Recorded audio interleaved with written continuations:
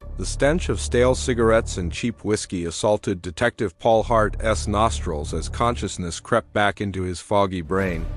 His eyes fluttered open, revealing a grimy motel room that looked like it hadn't seen a maid since the Reagan administration. Peeling wallpaper, threadbare carpet, and a flickering fluorescent light that buzzed like an angry hornet. This was definitely not where he planned to spend his night. Paul's head throbbed as he pushed himself up on elbows that felt like they were made of lead.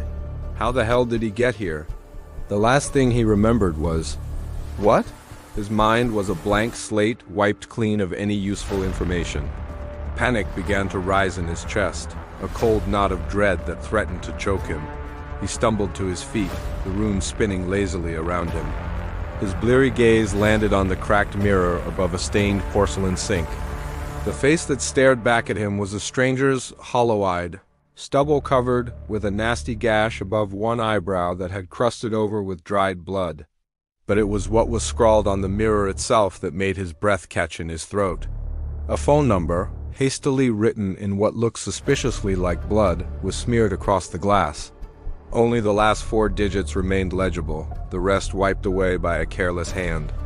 Paul's fingers trembled as he reached out to touch the mirror, half expecting the numbers to vanish like a mirage. A sudden, harsh laugh made him whirl around, nearly losing his balance in the process. A woman stood in the doorway, her wild eyes boring into him with an intensity that made his skin crawl. She was beautiful in a feral sort of way, all sharp angles and barely contained energy. "Do you even know who you are?" she snarled, her lips curling into a sneer that was equal parts amusement and disgust. Before Paul could formulate a response, a flash of memory hit him like a sucker punch to the gut, the bathroom. There was something in the bathroom. His feet moved of their own accord, propelling him towards the dingy shower curtain. With trembling hands, he yanked it aside. For a split second, he saw it, a corpse, bloated and blue, sprawled across the grimy tile. And then, just as quickly as it appeared, the vision vanished. Paul blinked rapidly, his heart hammering against his ribs. Was he losing his mind? Had he imagined the body, or worse, had he imagined its disappearance? The woman's laughter echoed off the bathroom walls, sharp and mocking. When Paul turned to confront her, she was gone, leaving him alone with the phantom scent of decay and his own spiraling thoughts. A sudden weight in his pocket caught his attention. Fumbling with clumsy fingers, he pulled out a pager, an artifact from another era that seemed wildly out of place. The tiny screen flickered to life, displaying a single message. "Missing person alert, J. Doe, last seen 48 HRS ago." Paul's stomach lurched. Was he the missing person? Or was he somehow responsible for their disappearance? The question swirled in his mind like a toxic whirlpool, threatening to pull him under. A clap of thunder shook the building, so loud it felt like it was inside his skull. The already dim lights flickered ominously, plunging the room into momentary darkness. When they sputtered back to life, Paul found himself staring at his reflection once more. This time, his gaze was drawn to his arms. Angry purple bruises bloomed across his skin like malevolent flowers. Some were clearly fresh, others already fading to sickly yellow. Had he done this to himself? Or had someone else left their mark on him? The uncertainty was maddening. Paul's mind felt like a jigsaw puzzle with half the pieces missing. Fragments of memory danced just out of reach, a flash of red hair, the acrid smell of gunpowder, the taste of copper on his tongue. But every time he tried to grasp one, it slipped away like smoke through his fingers. He stumbled back into the main room, his legs threatening to give out beneath him. The bed looked like a crime scene, sheets twisted and stained with God knows what. The knitstand held an empty bottle of pills and a half-empty fifth of bottom-shelf vodka. Had he taken something? Drunk himself into this state of confusion? The pager buzzed again, startling him. This time, the message was different. "Remember the warehouse. Time is running out." Paul's breath caught in his throat. The warehouse. Something about that triggered a visceral response, a surge of adrenaline that made his heart race. But why? What significance did it hold? He caught movement out of the corner of his eye and spun around, fists raised in a defensive stance. But it was just his own reflection in the grimy, full-length mirror on the back of the door, except ... Was it? The man staring back at him wore the same rumpled clothes, had the same disheveled hair. But there was something off about the eyes. They were colder, harder. The lips curled into a smirk that Paul himself wasn't making. "Who are you?" Paul whispered, his voice hoarse and unfamiliar to his own ears. The reflection's smirk widened. "I'm you?" it mouthed silently. "The real you." Paul stumbled backward, his hip colliding painfully with the edge of the dresser. This couldn't be happening. He squeezed his eyes shut, counting to 10 in his head. When he opened them, the mirror showed only his own terrified face, pale and drawn. The room suddenly felt claustrophobic, the walls closing in on him. Paul lurched towards the door, desperate for fresh air, for some sense of reality to cling to. But as his hand closed around the doorknob, a new wave of panic washed over him. What if whatever was out there was worse than what was in here? His fingers tightened on the cool metal, indecision paralyzing him. Stay and face the demons in his fractured mind, or step out into a world he no longer recognized. The choice hung in the air like a guillotine blade, ready to fall. Another peal of thunder rattled the windows, and in that moment of distraction, Paul's body made the decision for him. The door swung open, revealing a rain-slicked parking lot bathed in the sickly glow of sodium lights. A battered Ford Taurus sat alone in the far corner, its windshield reflecting the neon vacancy sign like a beacon of normalcy in this surreal nightmare. Paul took a hesitant step forward, then another. The cold rain stung his face, but it felt real in a way nothing else had since he'd woken up. He fumbled in his pockets, praying for car keys, for some tangible link to his identity. His fingers closed around cold metal, and for a brief moment, hope flared in his chest. But when he pulled his hand out, it wasn't keys he held. It was a badge. Detective Paul Hart, it proclaimed in stark black letters. The sight of it should have been reassuring, a reminder of who he was and what he stood for. Instead, it felt like a mockery. A detective who couldn't even piece together the mystery of his own existence. Paul stared at the badge, willing it to unlock the secrets hidden in the recesses of his mind. But it remained stubbornly silent, offering no answers to the cacophony of questions screaming inside his head. The woman's words echoed in his ears. "Do you even know who you are?" As Paul stood there in the rain, clutching his badge like a lifeline, he realized the terrifying truth. He didn't know, and he wasn't sure he wanted to find out. The precinct hummed with the usual morning chaos, but something was off. Paul could feel it in the air, thick and heavy like a storm about to break. He pushed through the glass doors, his steps echoing in the sudden hush that fell over the room. Eyes darted away, conversations died mid-sentence. It was as if he'd walked into his own funeral. Elena, his partner of 5 years, was hunched over her desk, a curtain of dark hair hiding her face. As Paul approached, she stiffened, her fingers tightening around a case file. He cleared his throat, but she didn't look up. "Morning," he said, his voice sounding foreign even to his own ears. Elena mumbled something unintelligible and shoved the file into a drawer. The sharp slam made Paul flinch. He stood there, rooted to the spot, as if waiting for the ground to open up and swallow him whole. The bullpen was a mess of scattered papers and half-empty coffee cups. The missing persons board loomed over them all, a collage of faces frozen in time. One photo caught Paul's eye, a woman with auburn hair and a crooked smile. Something stirred in the back of his mind, a memory trying to claw its way to the surface. Suddenly, he was somewhere else. Hands around a throat, squeezing. The sound of labored breathing, then silence. Paul blinked and he was back in the precinct, his own breath coming in short, sharp gasps. "You okay?" It was Elena, finally looking at him. Her eyes were hard, accusing. "Yeah, just tired," Paul lied. The words tasted like ash in his mouth. Elena's chair scraped against the floor as she stood. "Stop it, Paul. Just stop hiding." "Hiding? What are you talking about?" But Elena was already walking away, her shoulders set in a rigid line. Paul fumbled for his phone, desperate for a distraction. His fingers moved on autopilot, muscle memory taking over. But when he tried to unlock it, an error message flashed across the screen. Wrong password. He tried again, and again. Each attempt more frantic than the last. Paul's hand went to his hip, seeking the familiar weight of his badge. It was there, cool metal against his palm, but it felt wrong somehow, like it belonged to someone else. A whisper ghosted across his consciousness. "It's you." The voice was familiar, but he couldn't place it. Couldn't trust it. Couldn't trust anything. The precinct walls seemed to close in around him, faces blurred, voices distorted. Paul stumbled towards the exit, pushing past concerned colleagues and confused civilians. He burst out onto the street, gulping in lungfuls of air that did nothing to calm the rising panic. Who was he? What had he done? The questions swirled in his mind, a dizzying maelstrom of doubt and fear. He'd always been the one seeking truth, uncovering lies. Now he was lost in a fog of his own making. Paul found himself in front of a convenience store, his reflection fractured in the grimy window. A stranger stared back at him, eyes wild and haunted.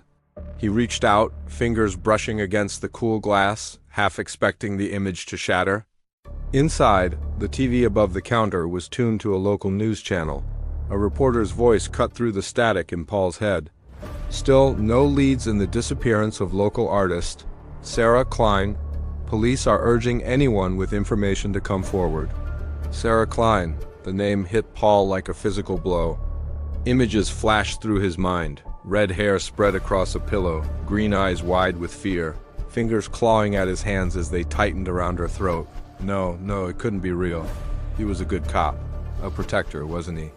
Paul stumbled out of the store, bile rising in his throat. The city streets stretched out before him, a labyrinth of concrete and shadows. He walked aimlessly, each step taking him further from the life he thought he knew. Night fell, and still, Paul wandered. He found himself in a park, empty save for the ghosts of his fractured memories. He collapsed onto a bench, head in his hands, trying to make sense of the chaos in his mind. A figure emerged from the darkness, and Paul's heart leapt into his throat. It was Elena, her face a mask of sorrow and determination. "It's time to come in, Paul," she said softly. "I don't single quotes T ... I can't remember," Paul choked out. Did I hurt her?" Elena's silence was answer enough. She reached out, her hand hovering over his shoulder but not quite touching. "We'll figure this out. But you need to trust me." Trust. Such a simple word, yet it felt impossible. Paul looked up at his partner, searching for any sign of the bond they once shared. All he saw was pity and resolve. As Elena led him back towards the precinct, Paul felt the last vestiges of his old life slipping away. The detective who had sworn to protect and serve was now the subject of his own investigation. The hunter had become the hunted. The precinct loomed before them, a fortress of justice that now felt more like a prison. Paul hesitated at the threshold, caught between the urge to run and the need for answers. "What happens now?" he asked, his voice barely above a whisper. Elena's eyes met his, a flicker of the old warmth breaking through. "Now we find the truth, whatever it may be." Paul nodded, steeling himself for what was to come. As they stepped inside, he couldn't shake the feeling that he was walking into his own personal purgatory. The lines between guilt and innocence, memory and delusion blurred beyond recognition. In the harsh fluorescent light of the interrogation room, Paul would face his greatest challenge yet, unraveling the mystery of his own mind. But as he sat down across from the detective who would question him, a small part of him wondered if some truths were better left buried. The tape recorder clicked on, its red light a silent accusation. "Detective Paul Brennan," a voice intoned. "Please state your whereabouts on the night of September 15th. Paul opened his mouth, but the words wouldn't come. In that moment, suspended between what he thought he knew and what he feared to be true, he realized that the most dangerous criminal he ever faced was the one staring back at him in the mirror. As the questions began, Paul clung to one desperate hope, that somewhere in the labyrinth of his shattered mind, the truth still existed, and that somehow he would find his way back to it. The floorboards creaked under Paul's feet as he stepped into the abandoned apartment. Dust motes danced in the slivers of light that managed to penetrate the grimy windows. The air was thick with the scent of neglect and something else, something metallic and vaguely familiar. He paused at the threshold, his eyes drawn to a lone shoe lying haphazardly by the door. It was his size, of course it was his size. Why wouldn't it be? Paul swallowed hard, his throat suddenly dry. He couldn't remember how he got here or why he was here at all, but that shoe ... It whispered of belonging, of a story he couldn't quite grasp. Outside, a neon sign flickered to life, casting an eerie blue glow through the slats of the Venetian blinds. The light pulsed like a dying heartbeat, painting the room in alternating shadows and harsh illumination. Paul's eyes darted from corner to corner, searching for, what? Answers? Threats? He wasn't sure anymore. His gaze landed on a battered leather journal lying open on a rickety side table. The pages were filled with cramped, spidery handwriting as handwriting. Paul's fingers trembled as he picked it up, the leather cool and smooth against his skin. He flipped through the pages, his breath catching in his throat as he read the last entry. Come for me. Who were they? And why did he feel like he was reading someone else's thoughts, even though the handwriting was unmistakably his own? A glint of something caught his eye, and Paul turned slowly, his heart hammering against his ribs. There, on the scratched surface of an old desk, was a spray of blood, fresh blood, not yet dried. The crimson droplets glistened in the pulsing neon light, accusing and terrifying in their recency. Paul stumbled backward, his mind reeling. Was this his crime scene or someone else's? He couldn't decide which option was worse. A sound from the hallway made him freeze, footsteps, slow, deliberate, coming closer. Paul's hand instinctively reached for a weapon that wasn't there. His police training kicking in, even as his memory failed him. Mom? The word escaped his lips before he could stop it, a reflex born of fear and confusion. But even as he said it, he knew it was wrong. He didn't have a mother. At least not one he could remember. The footsteps stopped. The silence that followed was deafening. Paul's mind raced, trying to piece together the fragments of his shattered memory. Was he the detective investigating this scene, or was he the perpetrator returning to the scene of his crime? The line between the two blurred like watercolors in the rain. He looked down at his hands, half expecting to see them covered in blood. They were clean, too clean, as if he'd scrubbed them raw, but when? And why? The neon light outside flickered once, twice, and then went out, plunging the room into darkness. Paul's breath came in short, sharp gasps. He could feel the walls of the apartment closing in on him, the shadows reaching out with grasping fingers. Who was he? Detective or maniac? Protector or predator? The uncertainty was maddening. Paul's fingers twitched, longing for the familiar weight of his badge, his gun. But his pockets were empty, save for a crumpled receipt and a single key that he didn't recognize. He stumbled to the window, pressing his forehead against the cool glass. The city sprawled out before him, a maze of lights and shadows. Somewhere out there were answers. Somewhere out there was the truth about who he was and what he'd done. But could he trust himself to find it? Paul's reflection stared back at him from the grimy window, a stranger with familiar eyes. He watched as his lips moved, forming words he couldn't hear over the pounding of his heart. Who am I? The question hung in the air, unanswered and terrifying. The sound of sirens in the distance made him flinch. Were they coming for him, to arrest him, or to rescue him? Paul couldn't be sure anymore. He turned back to the room, his eyes adjusting to the darkness. The blood on the desk seemed to glow, a beacon of accusation in the gloom. Paul's fingers itched to investigate, to fall back on years of training and procedure. But what if those memories were false? What if his entire life as a detective was nothing more than an elaborate fiction his broken mind had conjured? The journal caught his eye again. Paul picked it up, flipping through the pages with trembling hands. Each entry was a piece of a puzzle he couldn't solve. Dates, names, locations all familiar and yet utterly foreign. A photograph slipped from between the pages, fluttering to the floor like a fallen leaf. Paul bent to retrieve it, his breath catching in his throat as he saw the image. It was him, smiling and carefree, his arm around a woman he didn't recognize. They looked happy. They looked in love. But Paul couldn't remember her name, her face, or the moment the photograph was taken. The footsteps in the hallway resumed, closer now. Paul's heart raced, adrenaline flooding his system. Fight or flight, stay or run? He was a man caught between two instincts, two possible versions of himself. He moved to the door, his hand hovering over the knob. On the other side lay answers or perhaps more questions.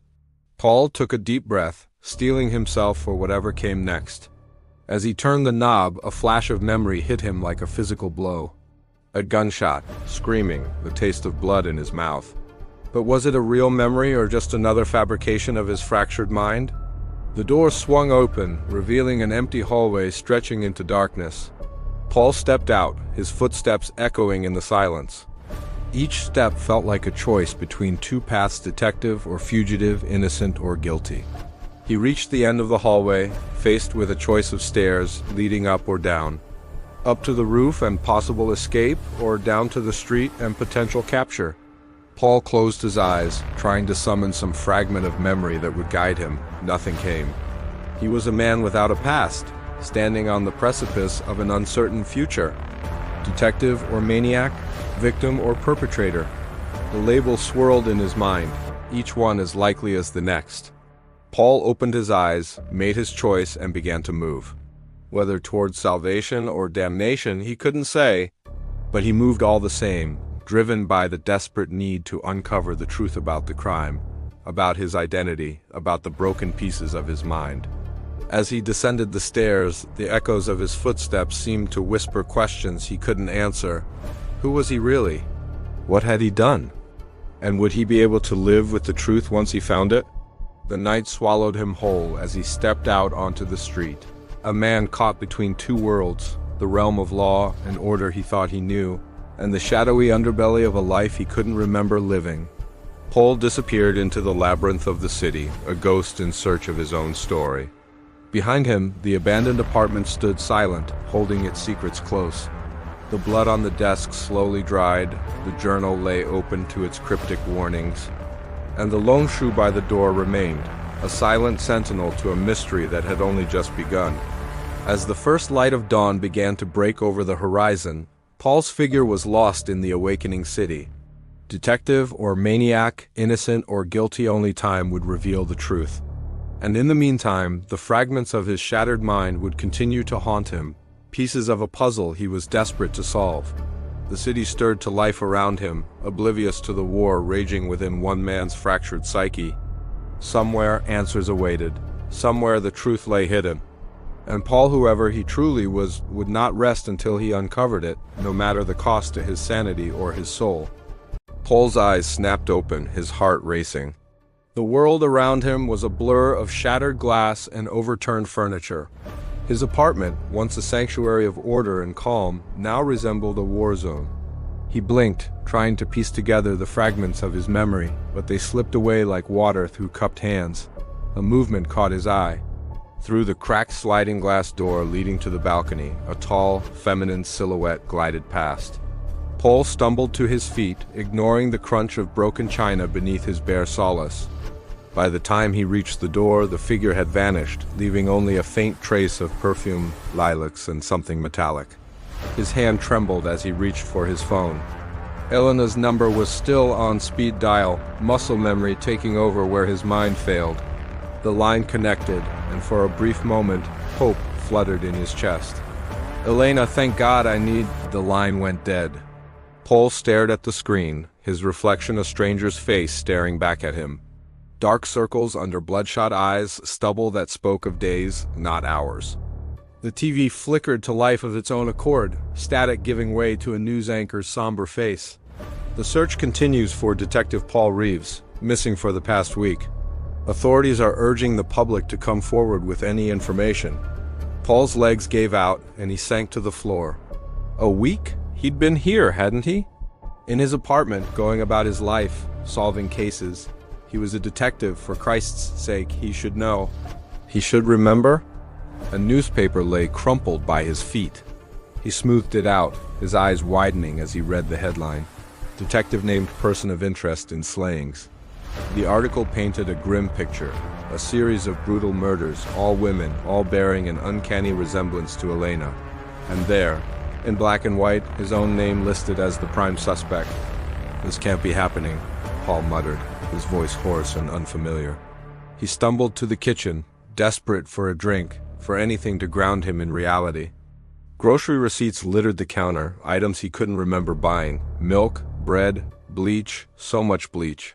The coffee maker gurgled, and Paul poured himself a cup with shaking hands. The first sip hit his tongue like a slap, bitter, acrid, with an underlying taste of copper. He spat it out, watching the dark liquid swirl down the drain. It looked like blood. Find her. The whisper came from everywhere and nowhere, soft as a lover's caress and sharp as a knife's edge. Paul whirled around, but the apartment was empty. Empty, yet filled with secrets, with half-remembered nightmares that danced just beyond his reach. He caught his reflection in a shard of mirror. For a moment, another face superimposed itself over his own, a woman's face, beautiful and terrible. Then it was gone, leaving only his own haunted eyes staring back. The walls seemed to close in, the air thick with unspoken accusations. Paul's world was unraveling, thread by thread, and he couldn't tell if he was the victim or the perpetrator of this unfolding horror. He stumbled back to the living room, his eyes drawn to a patch of carpet darker than the rest. Had that always been there? The coppery scent of blood mingled with the lingering perfume, creating a nauseating cocktail that made his head spin. Paul's gaze fell on his service weapon lying on the coffee table. He couldn't remember placing it there, couldn't remember the last time he'd fired it. But it felt right in his hand, familiar and comforting in a world gone mad. The whisper came again, more insistent this time. Find her, Paul, before it's too late.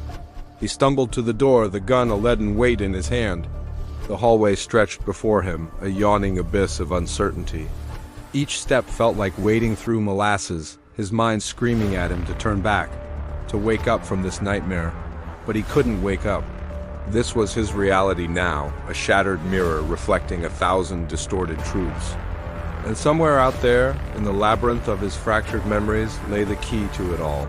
The woman in his mind. The one who haunted his dreams and stalked his waking hours. Was she victim or tormentor, savior or executioner? Paul didn't know. But he had to find her. Had to unravel the mystery before it consumed him entirely. As he stepped into the elevator, the world outside his apartment building seemed to waver like a mirage in the desert. For a moment, Paul saw double the mundane world of traffic and pedestrians overlaid with something darker, something hungry. The doors closed, and Paul descended into the unknown, chasing the ghost of a woman who may or may not exist. His mind was a minefield of false memories and half-truths. But one thing remained crystal clear: he had to find her, before the last threads of his sanity unraveled completely. The lobby was deserted, the usual bustle of residents replaced by an eerie stillness. Paul's footsteps echoed off the marble floors, each sound amplified in the silence. He pushed through the revolving door, emerging onto a street that felt both familiar and alien. A woman walked past, her long dark hair swaying in the breeze. For a heartbeat, Paul was certain it was her, the woman from his fractured memories. He reached out, his fingers brushing her sleeve. She turned, and the illusion shattered. Not her, just another stranger, her face twisting in fear at the wild-eyed man with a gun. Paul stumbled back, mumbling apologies as she hurried away. He wandered the streets, each step taking him deeper into a maze of his own making. Faces blurred together, some accusing, some pitying. Did they know? Could they see the guilt etched into every line of his face? A police siren wailed in the distance, and Paul's heart leaped into his throat. Were they coming for him? Did they know what he'd done? What he might have done? He ducked into an alley, his back pressed against the cold brick. The world spun around him, reality and delusion dancing a frenzied waltz. He closed his eyes, trying to center himself, to find some anchor in the storm of his mind. When he opened them again, she was there. The woman from his dreams, from his nightmares. She stood at the end of the alley, her silhouette backlit by the setting sun. Paul's breath caught in his throat. "Who are you?" He called out, his voice cracking. She said nothing, but her lips curved into a smile that sent ice through his veins. Then she turned and walked away, her form seeming to shimmer and fade with each step. Paul pushed off the wall, stumbling after her. He couldn't let her go, not now. She was the key to everything, the missing piece that would make sense of this madness. He emerged from the alley onto a busy street, but she was nowhere to be seen. Panic clawed at his throat as he spun in circles, searching desperately for any sign of her. A newspaper stand caught his eye, and Paul froze. There, on the front page, was his own face. "Detective cleared in murders," the headline screamed. But it wasn't relief that flooded through him, it was terror. Because he knew, with a certainty that chilled him to his core, that he wasn't innocent. The memories were there, just out of reach, but he could feel their weight. The knife in his hand, the terror in their eyes, the intoxicating power of playing God. And through it all, her face. Watching, guiding, urging him on. Paul's knees gave out, and he sank to the sidewalk. Pedestrians swerved around him, their faces a blur of judgment and indifference. He was lost, adrift in a sea of his own making, with no shore in sight. The gun was heavy in his hand, a tempting solution to an unsolvable problem. But even as his finger tightened on the trigger, he knew it wasn't the answer. He had to find her, had to understand why she'd chosen him, why she'd turned him into this this monster. With the last remnants of his willpower, Paul pushed himself to his feet. The city stretched out before him, a labyrinth of shadows and secrets. Somewhere in its depths, she was waiting. And he would find her, even if it meant losing himself completely in the process. As the sun dipped below the horizon, Paul Reeves vanished into the gathering darkness. A broken man chasing a phantom, trapped in a nightmare of his own creation. The woman in his mind laughed softly, her whispers carried on the wind. "Find me, Paul, if you dare." The USB stick felt like a ticking bomb in Elena's hand. She'd retrieved it from Paul's locker, her fingers trembling as she passed it to him. Paul's eyes widened, a flicker of recognition quickly smothered by confusion. He didn't remember putting it there, of course he didn't. Elena watched as Paul plugged the drive into his laptop. The screen flickered to life, revealing a grid of video thumbnails. Each one bore a date and time stamp from the past month. Paul's breath caught in his throat as he clicked on the first file. The grainy footage showed a darkened street, lamplight casting long shadows across manicured lawns. A figure moved into frame, face obscured but unmistakably male. As it drew closer to the camera, Paul's stomach lurched. He recognized that gait, that build. It was him. "What the fuck?" he muttered, clicking through file after file. In each one, his doppelganger skulked outside different houses, peering into windows, testing door handles. Sometimes he carried a duffel bag, sometimes he wore gloves. Elena's voice was barely above a whisper. "They're watching." Paul's head snapped up, meeting her wide-eyed gaze. "Who's watching? What the hell is this?" But Elena was already backing away, shaking her head. The trust they'd built over weeks of investigation crumbled like sand. "I can't. I thought we were on the same side." But this Elena, wait. Paul lunged for her, but she was quicker. The door slammed behind her, leaving him alone with the damning evidence on the screen. He slumped back in his chair, mind reeling. Was this some elaborate frame job? Or had he truly done these things, only to have the memories wiped clean? The Paul on the videos moved with purpose, with familiarity. This wasn't a first-time offender. A chill ran down his spine as he realized he couldn't trust his own mind. Every certainty he'd clung to suddenly felt like quicksand. Was he the detective or the perpetrator, the hunter or the hunted? The laptop screen went dark, reflecting Paul's haunted expression back at him. In that moment, he didn't recognize the man staring back. Days bled into nights as Paul obsessively combed through the footage. He barely slept, surviving on black coffee and paranoia. Every shadow made him flinch, every passing car a potential threat. He tried reaching out to Elena, but she'd gone dark. Their fragile partnership lay in ruins. He found himself retracing his steps, visiting the houses from the videos. Some were occupied, families going about their lives oblivious to the danger that had lurked outside. Others stood empty, foreclosure signs swaying in overgrown yards. At one such abandoned property, Paul noticed something odd. A cellar door, half hidden by weeds, bore fresh scratch marks around the padlock. His pulse quickened as he knelt to examine it. This house wasn't on any of the surveillance videos. How had he known to come here? The lock gave way with a satisfying click. Paul hesitated, hand on the rusty handle.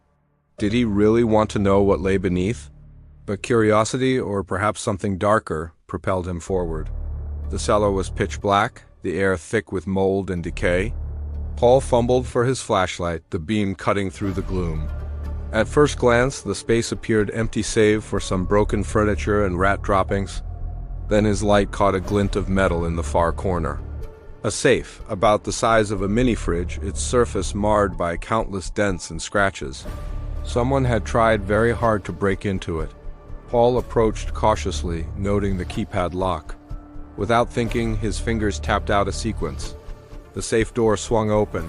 Paul staggered back, bile rising in his throat. How had he known the code? What other secrets were locked away in the recesses of his fractured mind? Inside the safe lay a stack of manila folders, each labeled with a name and date. With trembling hands, Paul lifted the top file.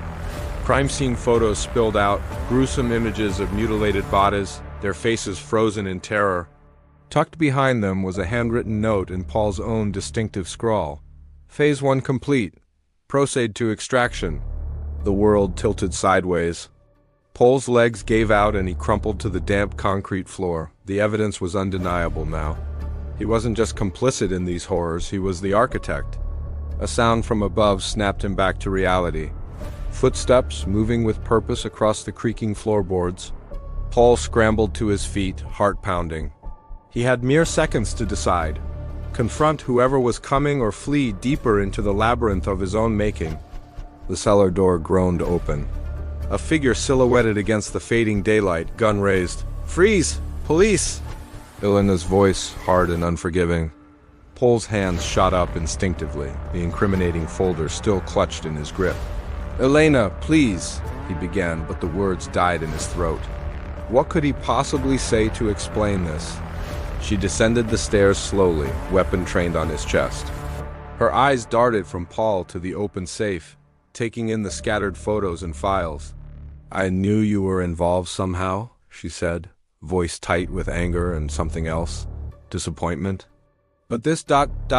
Christ, Paul, what have you done?" "I don't know," he whispered, and it was the truest thing he'd said in weeks. "I can't remember. None of this makes sense." Elena's jaw clenched. "Save it for interrogation. You have the right to remain silent." "Anything you say," a deafening crack split the air. Elena's eyes went wide, a look of confusion replacing the determination. She stumbled, revealing a spreading crimson stain on her shirt. Paul lunged forward, catching her as she fell. No, he muttered, pressing his hand to the wound. But even as he tried to staunch the bleeding, a part of him was already cataloging exits, escape routes, contingency plans. He looked up, searching for the shooter.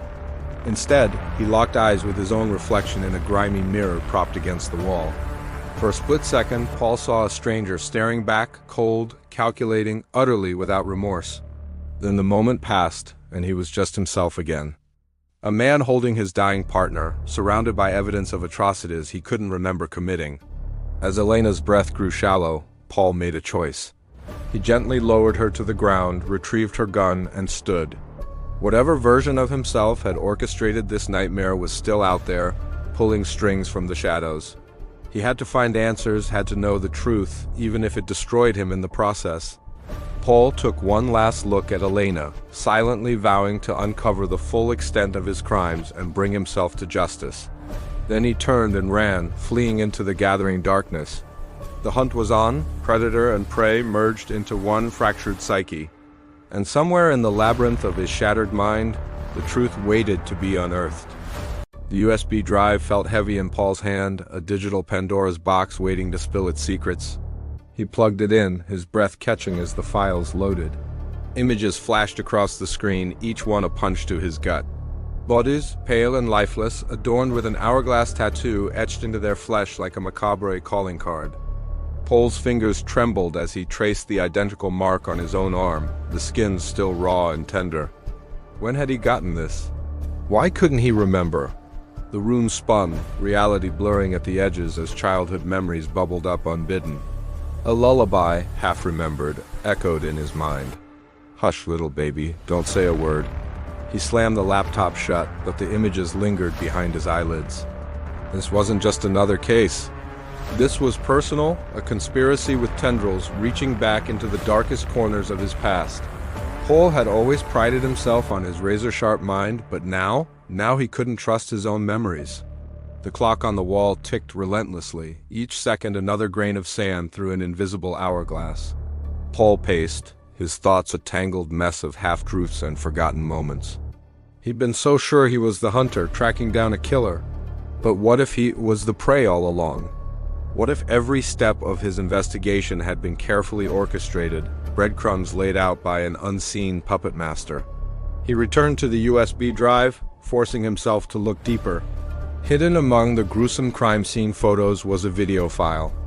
Paul's hand hovered over the mouse, dread pooling in his stomach. Did he really want to see what was inside? Did he have a choice? The video started, grainy and out of focus. A child's bedroom, bathed in soft lamplight. A woman's voice, achingly familiar, singing that same lullaby. Papa's gonna buy you a mockingbird. The camera panned, revealing a small boy curled up in bed. Paul's breath caught in his throat. It was him. But how? This moment should have been lost to time, not preserved in high definition for some unknown viewer's pleasure. The woman, his mother, leaned down, pressing a kiss to young Paul's forehead. As she pulled back, the lamplight caught something on her wrist, an hourglass tattoo identical to the ones on the victims, identical to the one on his arm. Paul stumbled back from the desk, bile rising in his throat.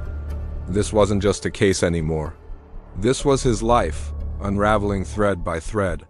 Every certainty he'd ever held was crumbling, replaced by a sickening realization. He wasn't just investigating these murders, he was part of them. Had always been part of them. The lullaby continued to play, a sinister undercurrent to its once soothing melody. If that mockingbird don't sing, Papa's gonna buy you a diamond ring. Paul's eyes darted around the room, suddenly seeing threats in every shadow. Who was watching him? Who had orchestrated this elaborate game? He grabbed his gun, the weight of it reassuring in his hand. But even that felt tainted now. How many times had he used this weapon, believing he was on the side of justice? How many of those shots had been guided by an unseen hand, serving some greater, twisted purpose? Paul's phone buzzed, making him jump. A text from an unknown number. Time's running out, detective. Tick-tock. Attached was a photo of another body, fresh, the hourglass tattoo still glistening with blood.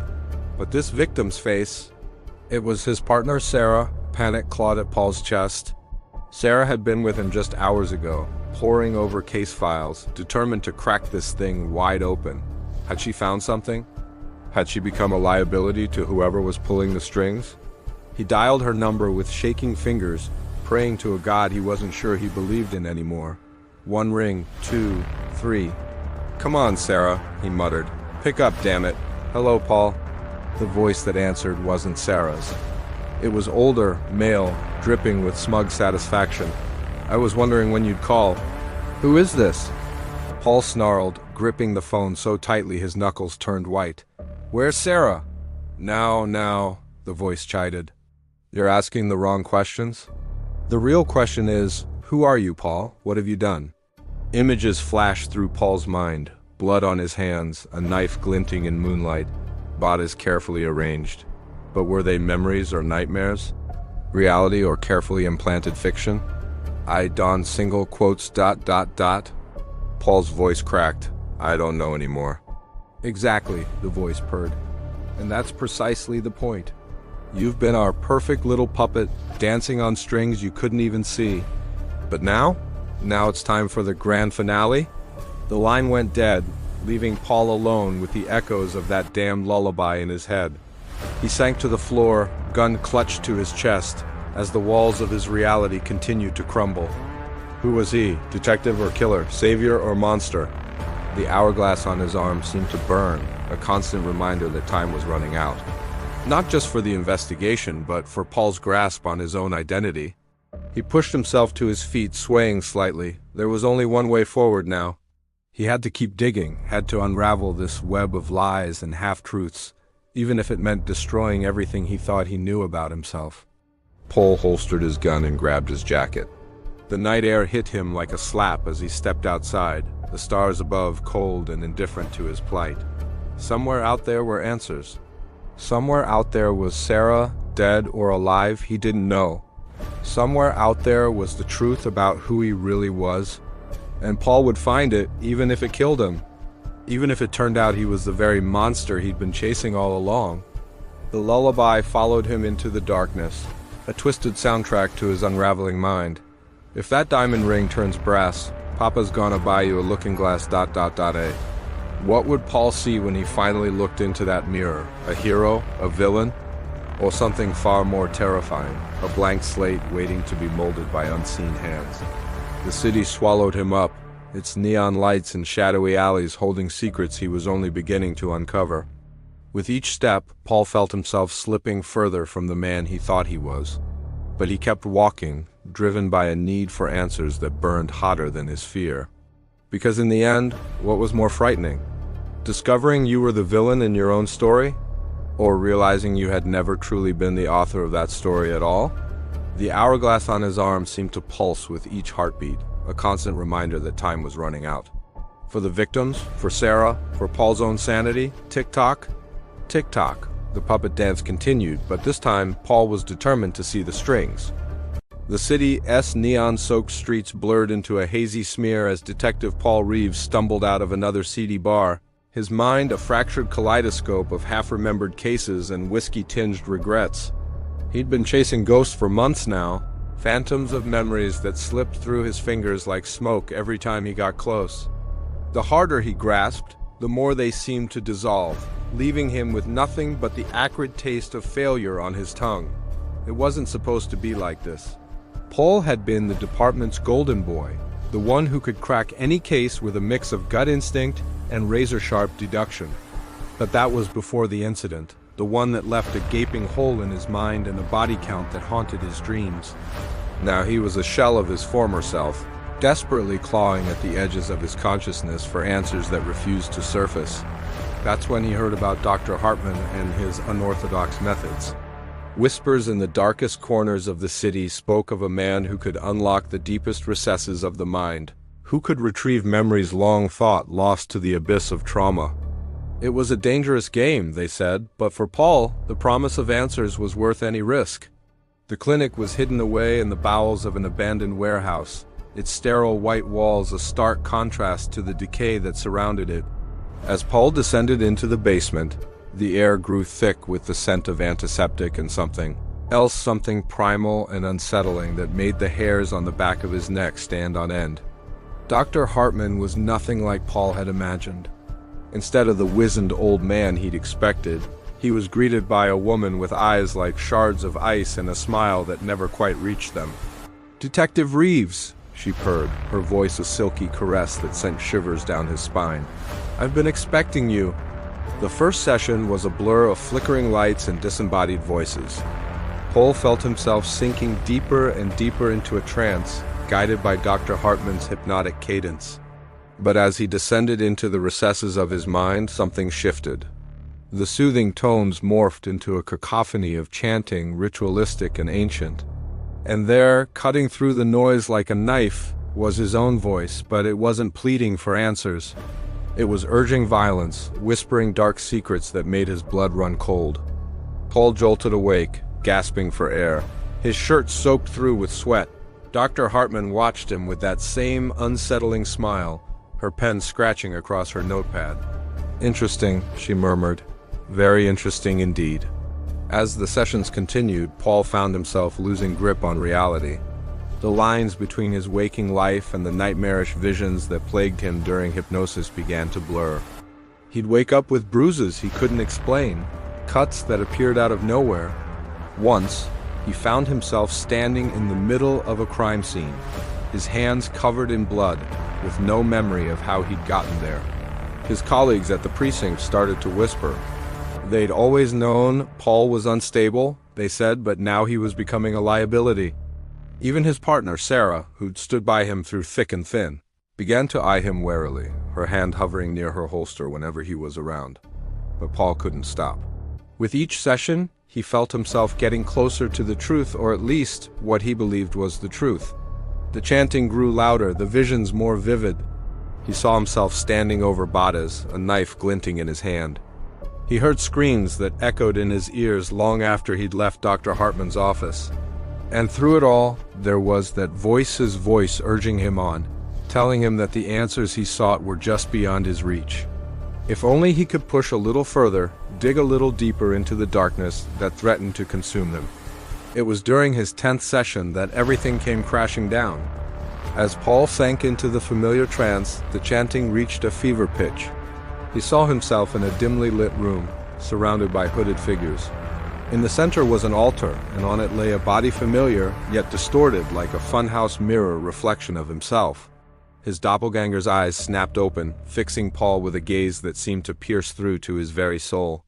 "You want answers?" it hissed, its voice a grotesque parody of his own. "Here they are." In that moment, the floodgates opened.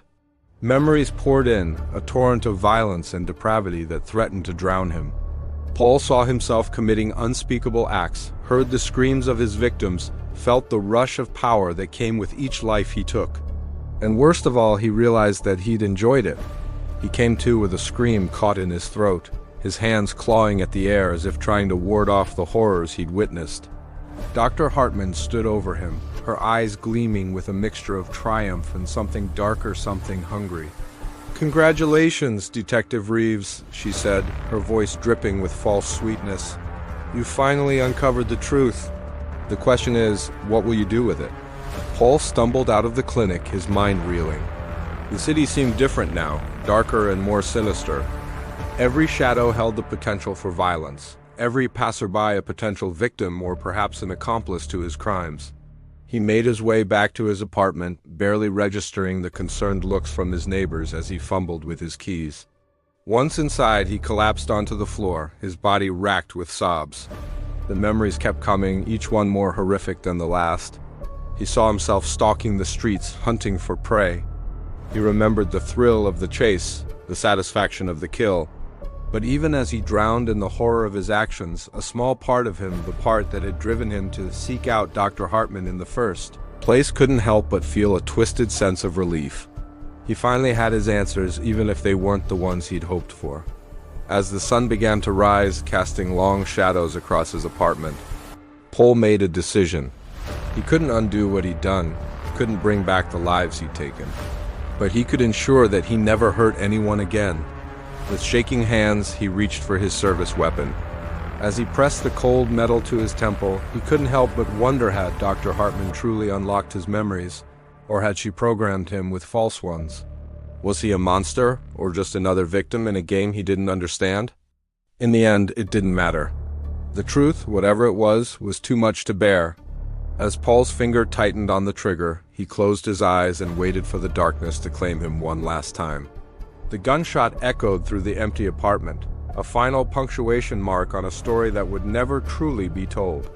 And somewhere in the city, Dr. Hartman smiled, already preparing for her next patient, another lost soul seeking answers in the depths of their shattered mind. The warehouse loomed before Paul, a decrepit monolith against the night sky. Its windows, like hollow eyes, flickered with an eerie, pulsing light. He hesitated at the threshold, his hand trembling as it reached for the rusted door handle. The metal was cold, biting into his flesh as he pulled it open with a screech that set his teeth on edge. Inside, the air was thick with incense and something darker, more primal. Shadows danced on the walls, cast by guttering candles arranged in intricate patterns on the floor.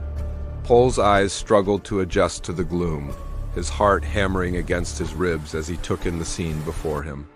Robed figures stood in a circle, their faces obscured by grotesque masks that seemed to writhe and twist in the flickering light. In the center, an altar of sorts, a slab of rough-hewn stone stained with what Paul desperately hoped was rust. He blinked, and suddenly he was no longer on the periphery. The weight of ceremonial robes draped over his shoulders, the fabric rough against his skin. A mask pressed against his face, limiting his vision to narrow slits. Panic rose in his throat as he realized he couldn't remember how he'd gotten there, or why he was wearing the cultist's garb. Was he one of them? Or was he their intended sacrifice? The chanting began, a low, guttural sound that seemed to vibrate through the very foundations of the building.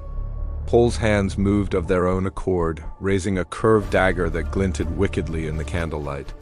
He wanted to scream, to throw the blade away, but his body refused to obey. "Paul!" Elena's voice cut through the haze, sharp and urgent. He whirled around to see her standing in the doorway, her eyes wide with horror. "What are you doing?" The cultists turned as one, their masked faces now fixed on the intruders. Paul felt a moment of relief. Surely now the charade would end, and he could escape this nightmare. But as he took a step towards Elena, he felt something wet and sticky beneath his feet. Slowly, dreading what he might see, Paul looked down. A trail of crimson footprints led from the altar to where he stood. His robes were spattered with dark stains, and the dagger in his hand dripped steadily onto the concrete floor.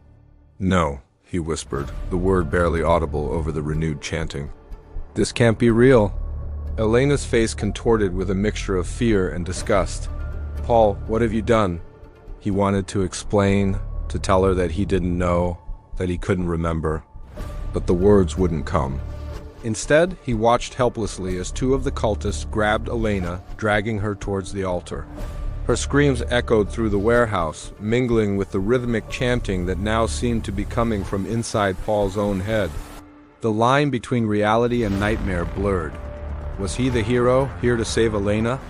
Or was he the villain, the orchestrator of this macabre ritual? Paul's mind reeled, grasping for memories that slipped away like smoke. He remembered fragments. A case he'd been working on, whispers of a cult operating in the city's underbelly. But how had he ended up here, covered in blood and holding a sacrificial dagger? Had he gone undercover and lost himself in the role?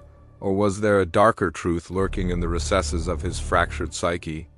The cultists parted as Paul approached the altar, Elena's struggles growing weaker as the chanting reached a fever pitch. He raised the dagger, its weight familiar in his hand. Was this muscle memory from countless rituals or the instinct of a detective preparing to strike down the true culprits? Time seemed to slow as the blade descended. Paul's eyes locked with Elena's, searching for any hint of recognition, any clue to his true identity. But all he saw was terror and betrayal reflected in her gaze. The dagger stopped a hair's breadth from Elena's throat. Paul's hands shook violently as he fought against the compulsion to complete the ritual. Sweat beaded on his forehead, soaking the mask that still clung to his face. "Who am I?" he growled, his voice raw and unfamiliar to his own ears. "What have I become?" The warehouse dissolved around him, replaced by the sterile white of a hospital room. Paul blinked, disoriented by the sudden shift. He was sitting in a chair, restraints binding his wrists and ankles. A doctor stood before him, clipboard in hand, regarding him with a mixture of fascination and pity.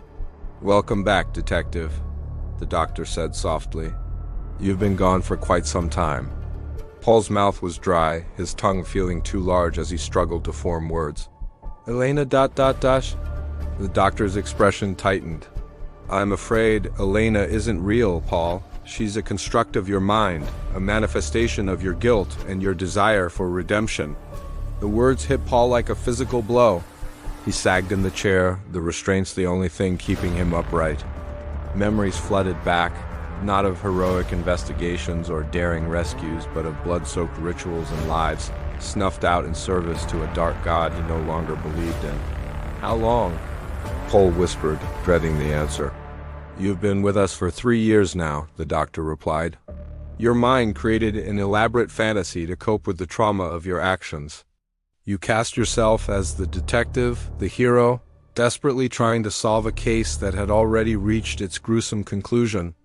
Paul closed his eyes, hot tears leaking from beneath his lids. The weight of his crimes pressed down on him, threatening to crush what remained of his sanity. He had been so sure, so certain of his role as the righteous avenger. But the blood on his hands told a different story. "What happens now?" he asked, his voice barely audible. The doctor sighed, setting down his clipboard. "We continue your treatment, Paul. Your mind is still fragile, prone to slipping back into the detective persona. But with time and therapy, we hope to help you confront the reality of your past and find a way to move forward." Paul nodded numbly, his gaze fixed on the stark white floor. The line between hero and villain, between sanity and madness, had never seemed so thin. As the doctor left the room, Paul found himself longing for the comforting lie of his delusion, the world where he was the detective, not the cultist, where Elena waited for him, a beacon of hope in the darkness. But that world was gone, shattered like a mirror dropped from a great height. All that remained were the jagged pieces of his true self, a reflection too horrifying to face head-on. Paul closed his eyes, retreating once more into the labyrinth of his mind. Perhaps there, in the twisting corridors of memory and imagination, he could find a version of himself he could live with. The warehouse materialized around him once more, the chanting a soothing balm to his fractured psyche. Paul raised the dagger, its weight now a comfort rather than a burden. As the blade descended, he embraced the ambiguity of his role, cultist or sacrifice, villain or hero. In this moment, suspended between reality and delusion, he was finally free. The night air clung to Paul's skin like a damp, suffocating shroud as he stumbled through the woods, Elena's hand clasped tightly in his. Their ragged breaths punctuated the eerie silence, a symphony of fear and desperation. They had finally escaped the cult's compound, but freedom tasted bitter on Paul's tongue. He glanced at Elena, her face a ghostly pallor in the moonlight. That's when he saw it, a fresh smear of blood, glistening weightly across her cheek. Paul's stomach lurched. "Elena," he whispered, his voice hoarse. "What happened?" She blinked at him, confusion clouding her eyes. "What do you mean?" "The blood ... in your face." Elena's hand flew to her cheek, fingers coming away crimson. Her eyes widened in horror. I don't know." "Paul, I swear I don't remember." A chill slithered down Paul's spine. He'd been so focused on getting them out, on running, that he hadn't stopped to question ... anything. Now doubt crept in like a poison. Had he hurt her? The thought made him sick, but he couldn't shake it. His mind felt foggy, memories slipping through his fingers like smoke. They stumbled on, the forest growing denser, branches clawing at their clothes. Paul's detective instincts, dulled by fear and confusion, began to stir. Something wasn't right. The pieces didn't fit like a jigsaw puzzle with edges that refused to align. As dawn broke, they reached Paul's car, hidden on an abandoned logging road. He fumbled for the keys, hands shaking. Elena slumped against the passenger door, exhaustion etched into every line of her face. Paul slid behind the wheel, the familiar leather seat offering no comfort. He reached for the glove compartment, searching for his phone, for anything to ground him in reality. Instead, his fingers brushed against something cold and metallic. A voice recorder? With a sense of creeping dread, Paul pressed play. Static crackled, then a voice, his own but distorted, almost unrecognizable, filled the car. "She's next."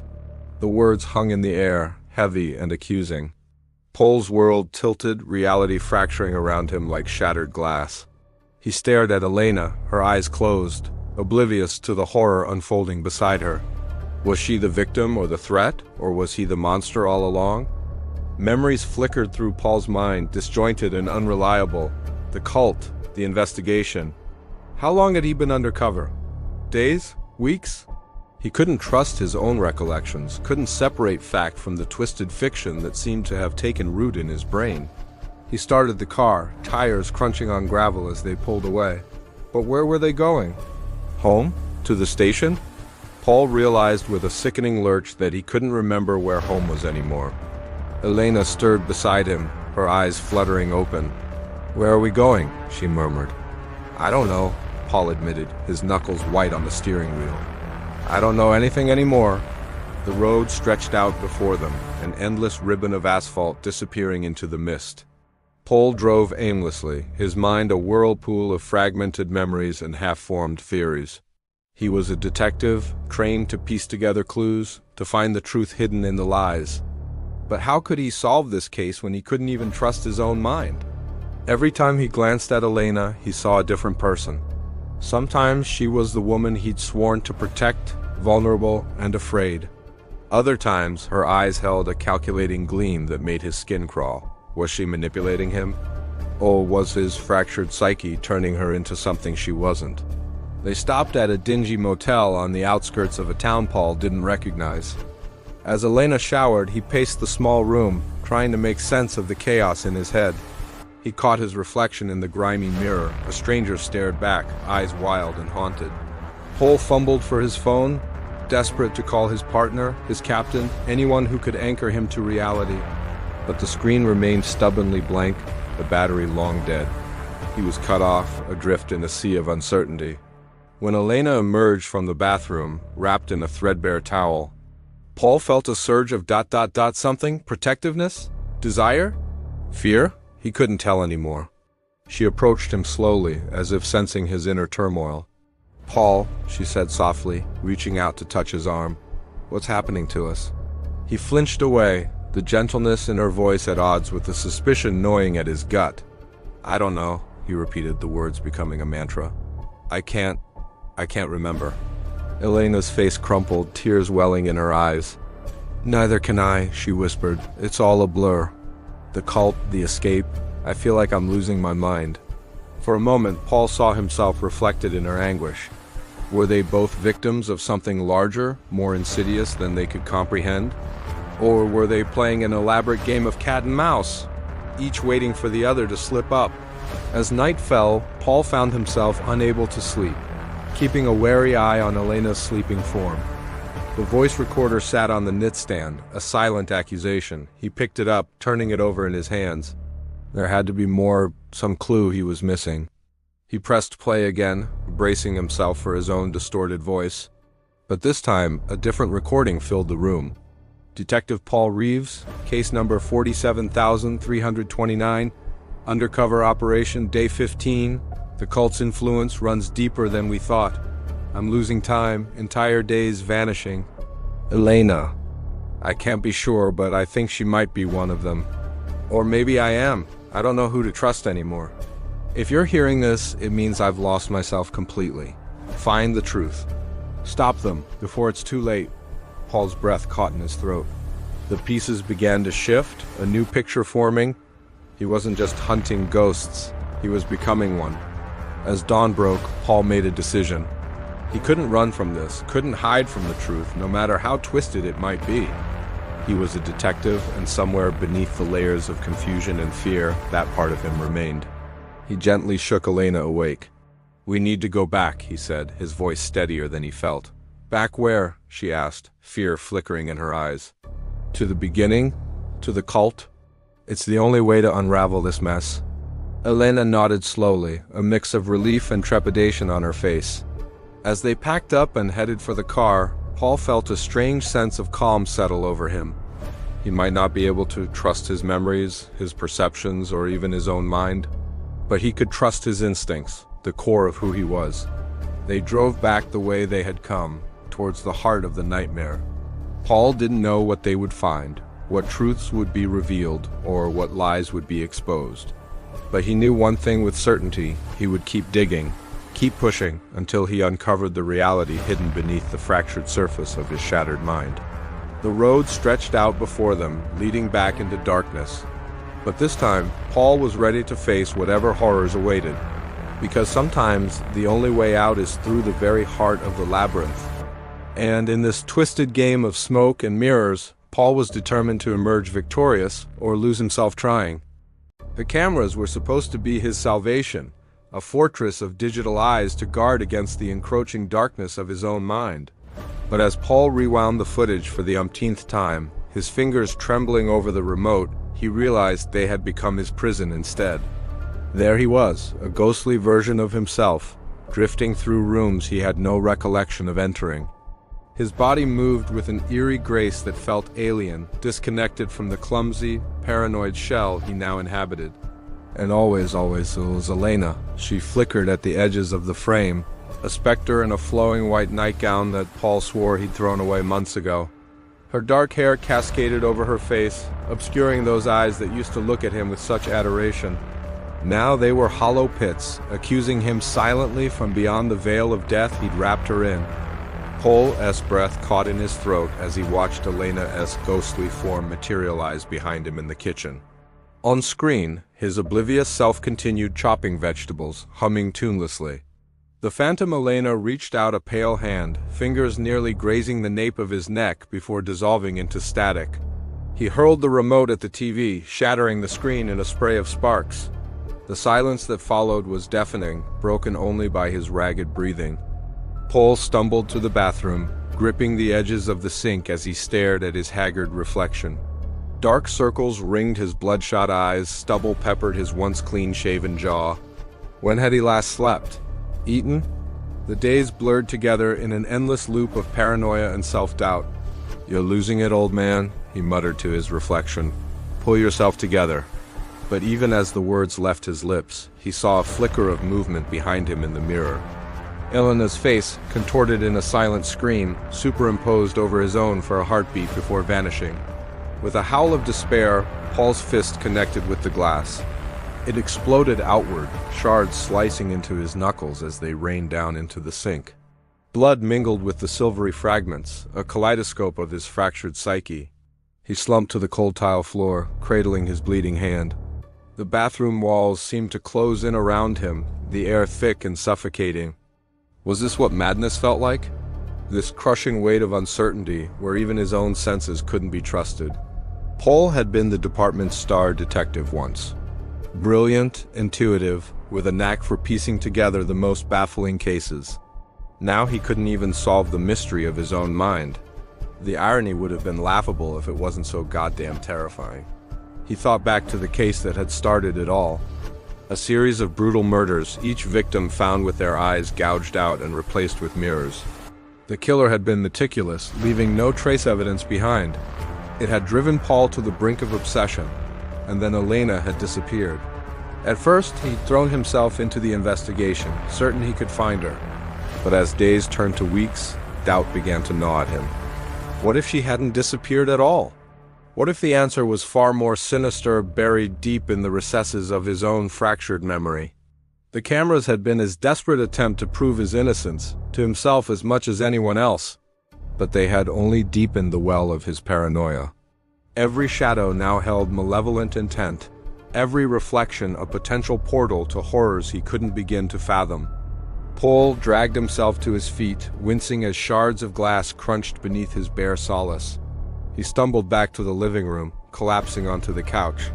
The shattered TV screen gaped at him like a wound, sparks still occasionally dancing across its surface. He reached for the bottle of whiskey on the coffee table, not bothering with a glass. The amber liquid burned a path down his throat, momentarily dulling the edges of his fear. But it couldn't silence the whispers that had taken up residence in his skull.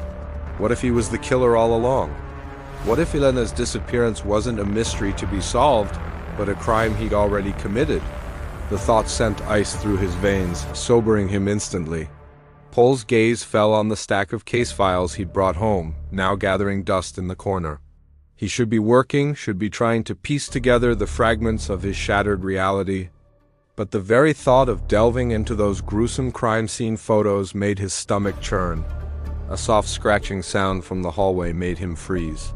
His eyes darted to the doorway, half expecting to see Elena's spectral form materialize. Instead, there was only darkness and the faint echo of his own ragged breathing. "Get a grip," he muttered, running a hand through his unkempt hair. "You're a detective, for Christ's sake. Start acting like one."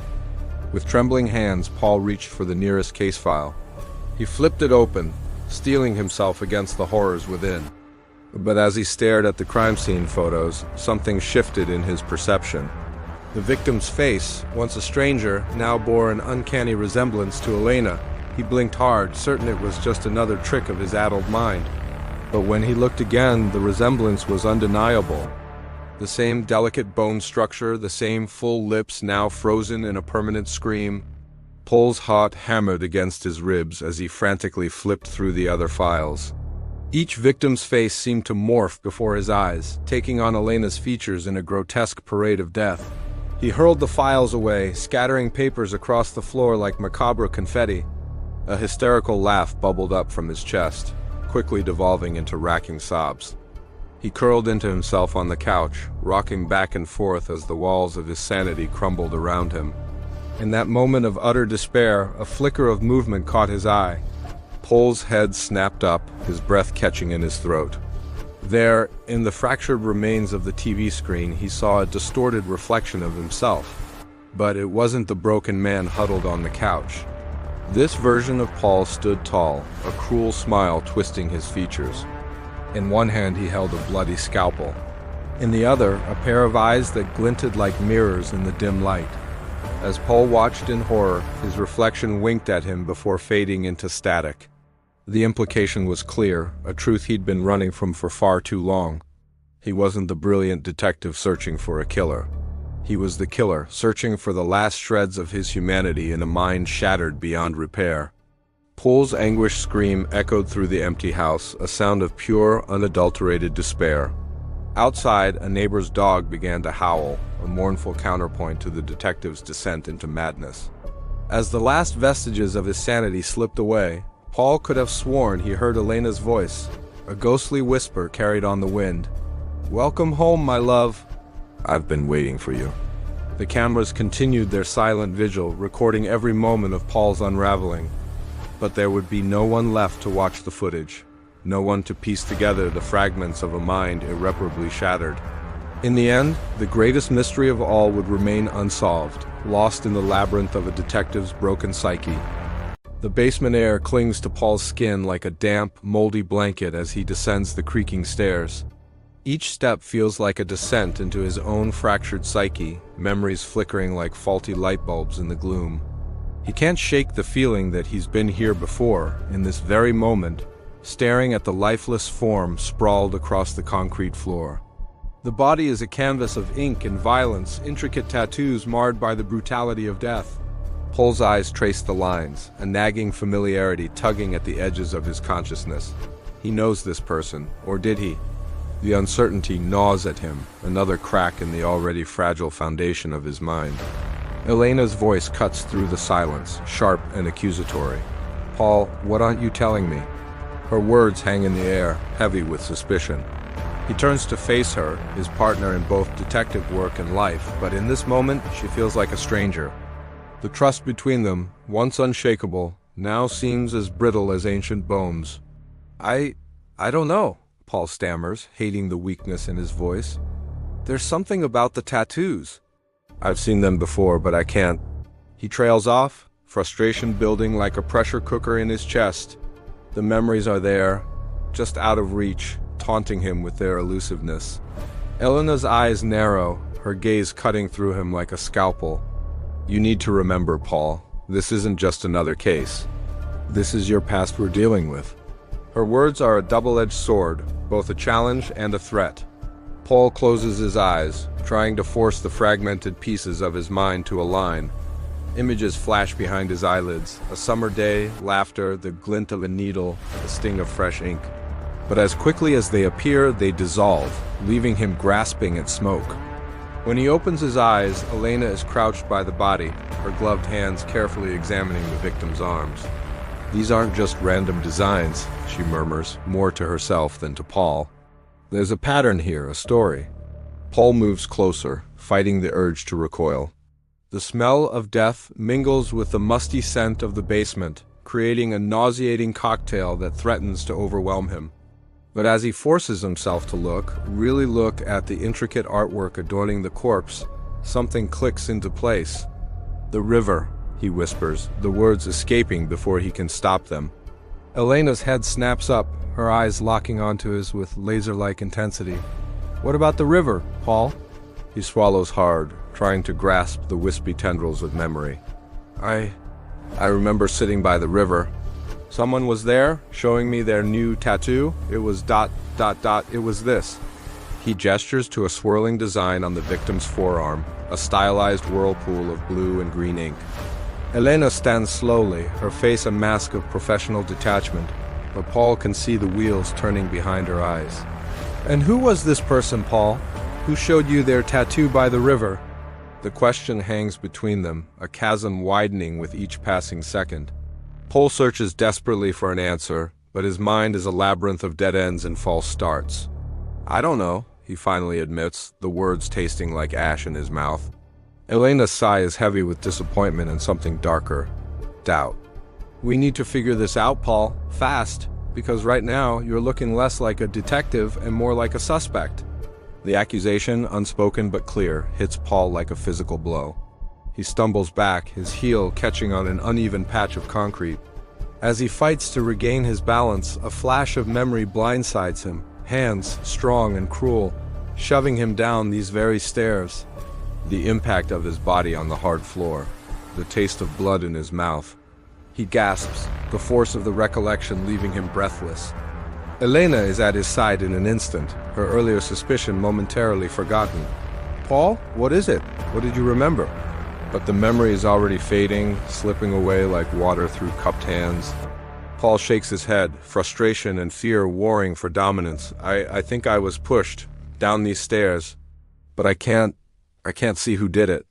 Elena's face softens for a moment, compassion breaking through her professional facade. But it's gone in an instant, replaced by the steely determination that made her one of the department's top detectives. "We need to get you checked out. And then we need to dig deeper into your past, Paul. Whatever happened here, whatever connection you have to this victim, it's the key to everything." As they make their way back up the stairs, leaving the grim scene behind, Paul can't shake the feeling that he's walking away from more than just a crime scene. With each step, he's moving further from the truth, from understanding who he really is and what role he played in the tragedy unfolding in his childhood home. The sunlight streaming through the kitchen windows feels alien and harsh after the gloom of the basement. Paul blinks, disoriented, as Elena makes a series of rapid-fire phone calls. He catches snippets, crime scene unit, forensics team, requests for old case files that might shed light on the tattoos. His gaze drifts to the kitchen table, to a framed photograph he doesn't remember seeing before. It shows a younger version of himself, arms slung around the shoulders of a heavily tattooed man. Their grins are wide, carefree, oblivious to the dark future that awaits. Paul reaches for the frame with trembling hands, but before he can touch it, Elena's voice cuts through his reverie. "Don't touch anything," she warns, her tone sharp. "This is all potential evidence now." She pauses, studying him with a mixture of concern and wariness. "Paul, I need you to be honest with me. Is there anything at all, that you're holding back?" He wants to scream, to rage against the unfairness of it all. How can he hold back what he can't even remember? But the words that come out are quiet, defeated. "I'm trying, Elena. I swear I am. But it's like trying to catch smoke. Every time I think I've got something, it slips away." Elena nods, but the doubt in her eyes is unmistakable. "We'll figure this out," she says, but Paul can hear the unspoken addition, "with or without your help." As the house fills with the controlled chaos of a major crime scene investigation, Paul retreats to the porch, desperate for air that isn't tainted by death and suspicion. He stares out at the neighborhood, at the manicured lawns and picket fences that seem to mock the darkness lurking just beneath the surface. A flash of movement catches his eye, a figure darting between houses, features obscured but somehow familiar. Paul's heart races, instinct screaming that this is important, that he needs to follow. But as he takes a step forward, Elena's hand clamps down on his shoulder.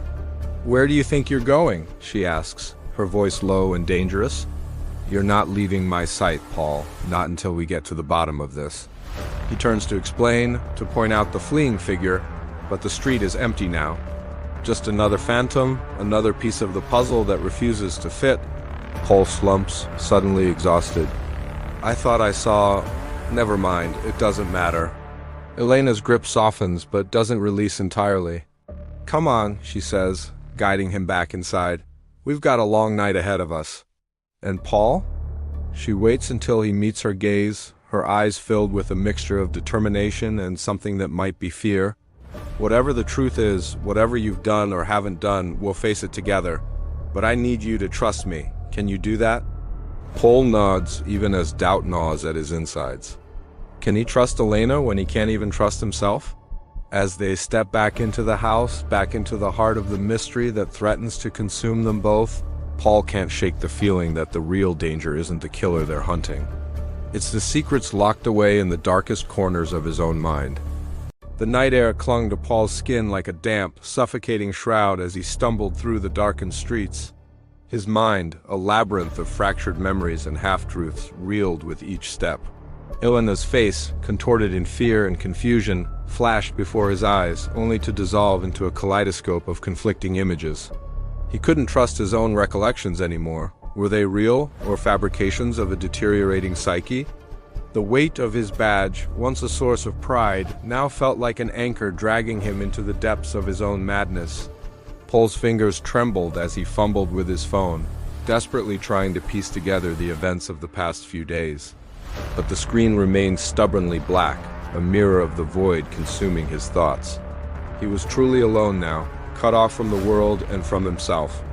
The city around him seemed to warp and twist, buildings looming impossibly tall, shadows stretching into grotesque shapes. Was this reality, or had he finally slipped into the abyss of his fractured mind? A memory surfaced, sharp and visceral. Elena's voice, raw with emotion, echoed in his ears. "You can't keep running from the truth, Paul. It's eating you alive." But what was the truth? And why did it feel like a poison coursing through his veins? He found himself in a familiar alley, the same one where he'd made his first arrest as a rookie detective. But now, instead of pride, he felt only a creeping dread. Something was wrong. Something had always been wrong.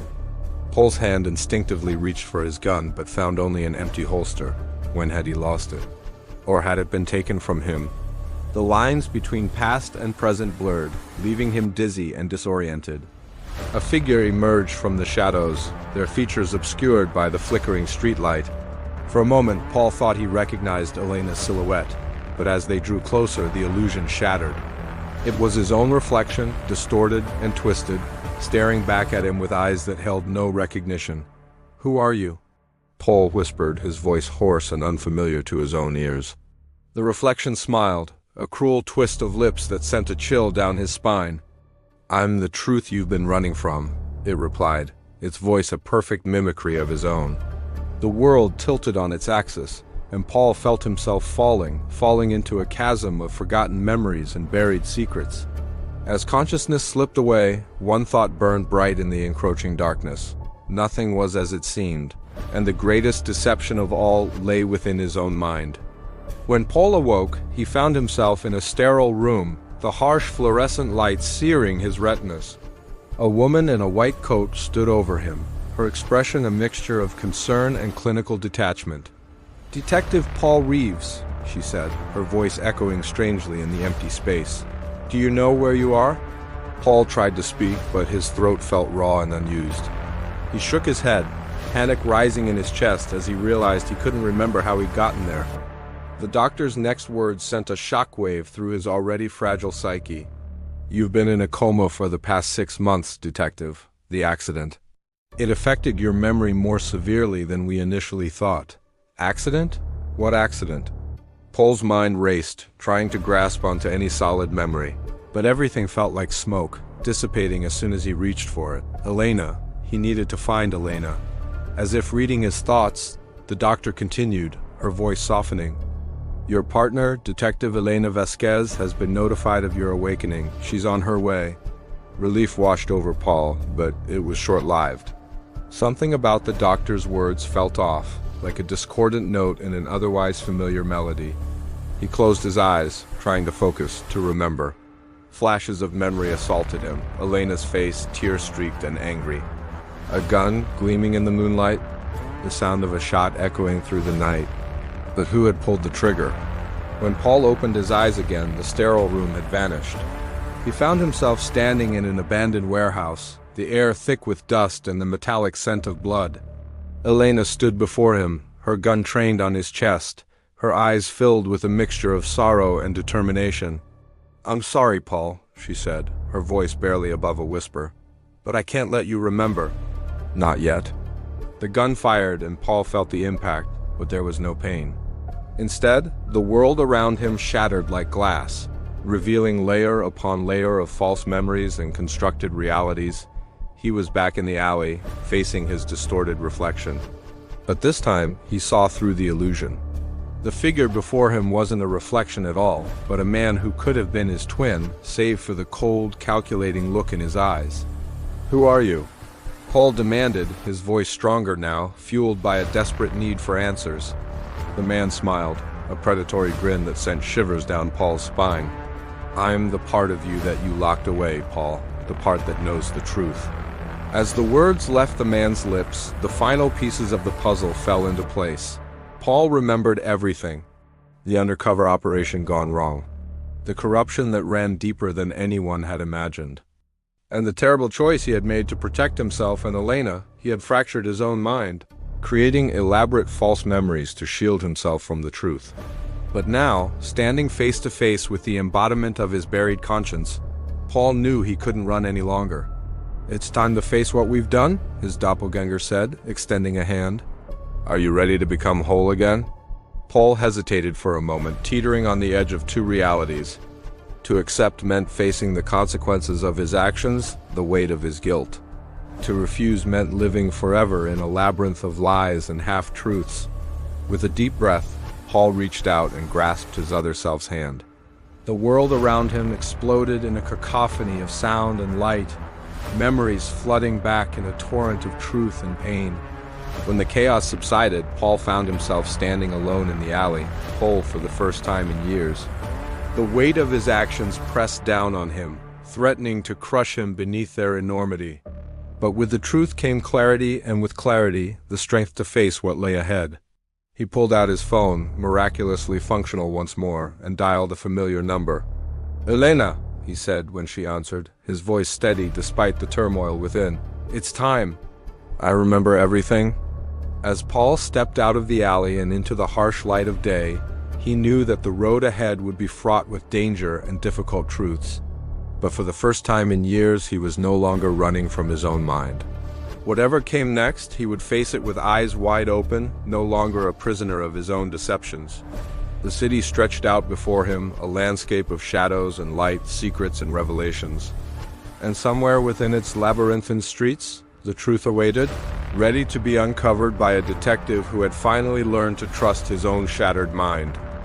The room swims into focus, a hazy blur of muted colors and indistinct shapes. Paul blinks, his eyelids heavy as lead, struggling to make sense of his. The antiseptic smell of a hospital invades his nostrils, mingling with something darker, more metallic, blood, his own. A gentle voice cuts through the fog. "Detective Reeves, can you hear me? We're about to begin the final session." Paul tries to nod, but his head feels disconnected from his body. He's vaguely aware of the cold metal of handcuffs biting into his wrists, securing him to the hospital bed, a precaution, they'd said, for his own safety. But whose safety, really? The doctor's face swims into view, a mask of professional concern. "Remember, Paul, this is your last chance to uncover the truth, to break free from the programming. Are you ready?" Ready? He's been ready for years, desperate to peel back the layers of lies and manipulation that have defined his existence. But now, on the precipice of revelation, terror grips him. What if the truth is worse than the not knowing? The needle slides into his arm, a sharp pinch that barely registers through the haze of anxiety. As the sedative takes hold, Paul feels himself falling, tumbling through time and space, back to where it all began. He's 6 years old again, small and vulnerable, clutching a stuffed rabbit as his mother leads him down a dimly lit corridor. The air is thick with incense and something else, something sickly sweet that makes his head spin. Candles flicker, casting monstrous shadows on the walls. "Remember, sweetheart?" His mother's voice echoes, sickeningly gentle. "This is all for the greater good. You're special, chosen. The pain is just a test of your faith." Paul wants to scream, to run, but his child self is docile, obedient. He follows her into a circular room where hooded figures wait, their faces hidden in shadow. In the center stands an altar, dark stains marring its surface. The memory shifts, fragments, chanting, the glint of a knife, his own blood startlingly red against pale skin. Pain, searing and all-consuming, as symbols are carved into his flesh. And always, his mother's voice, weaving a web of lies and twisted devotion. "You are the key, Paul. the vessel. Through you, our God will rise and cleanse this world of sin. Years pass in a nightmarish blur. Rituals, indoctrination, the slow, insidious erosion of his will, his very self. Paul watches, helpless, as his younger self is molded into a weapon, a ticking time bomb of cult programming buried beneath a facade of normalcy. He sees himself graduate from the police academy, a model recruit, watches as he rises through the ranks, becoming the youngest detective in the department's history. All the while, the cult's tendrils remain, hidden but ever present, guiding his actions in ways he can't even perceive. The sedative begins to wear off, and Paul claws his way back to consciousness, gasping for air. The hospital room comes into focus, but something's wrong. The doctor is gone. The restraints on his wrists hang open, the metal stained dark. Paul sits up, his head spinning. That's when he sees it. His right hand, covered in blood that isn't his own. Panic rises in his throat as he stumbles to the bathroom, retching into the sink. When he looks up, the mirror shows a stranger's face, his own, but twisted with a cruel smile he doesn't recognize. Did you really think you could escape? His reflection sneers. You are what we made you, nothing more, nothing less. Paul squeezes his eyes shut, willing the nightmare to end. When he opens them, his reflection is normal again, but the doubt remains. How much of his life has been real? How much has been carefully orchestrated manipulation? He staggers back to the bed, his mind reeling.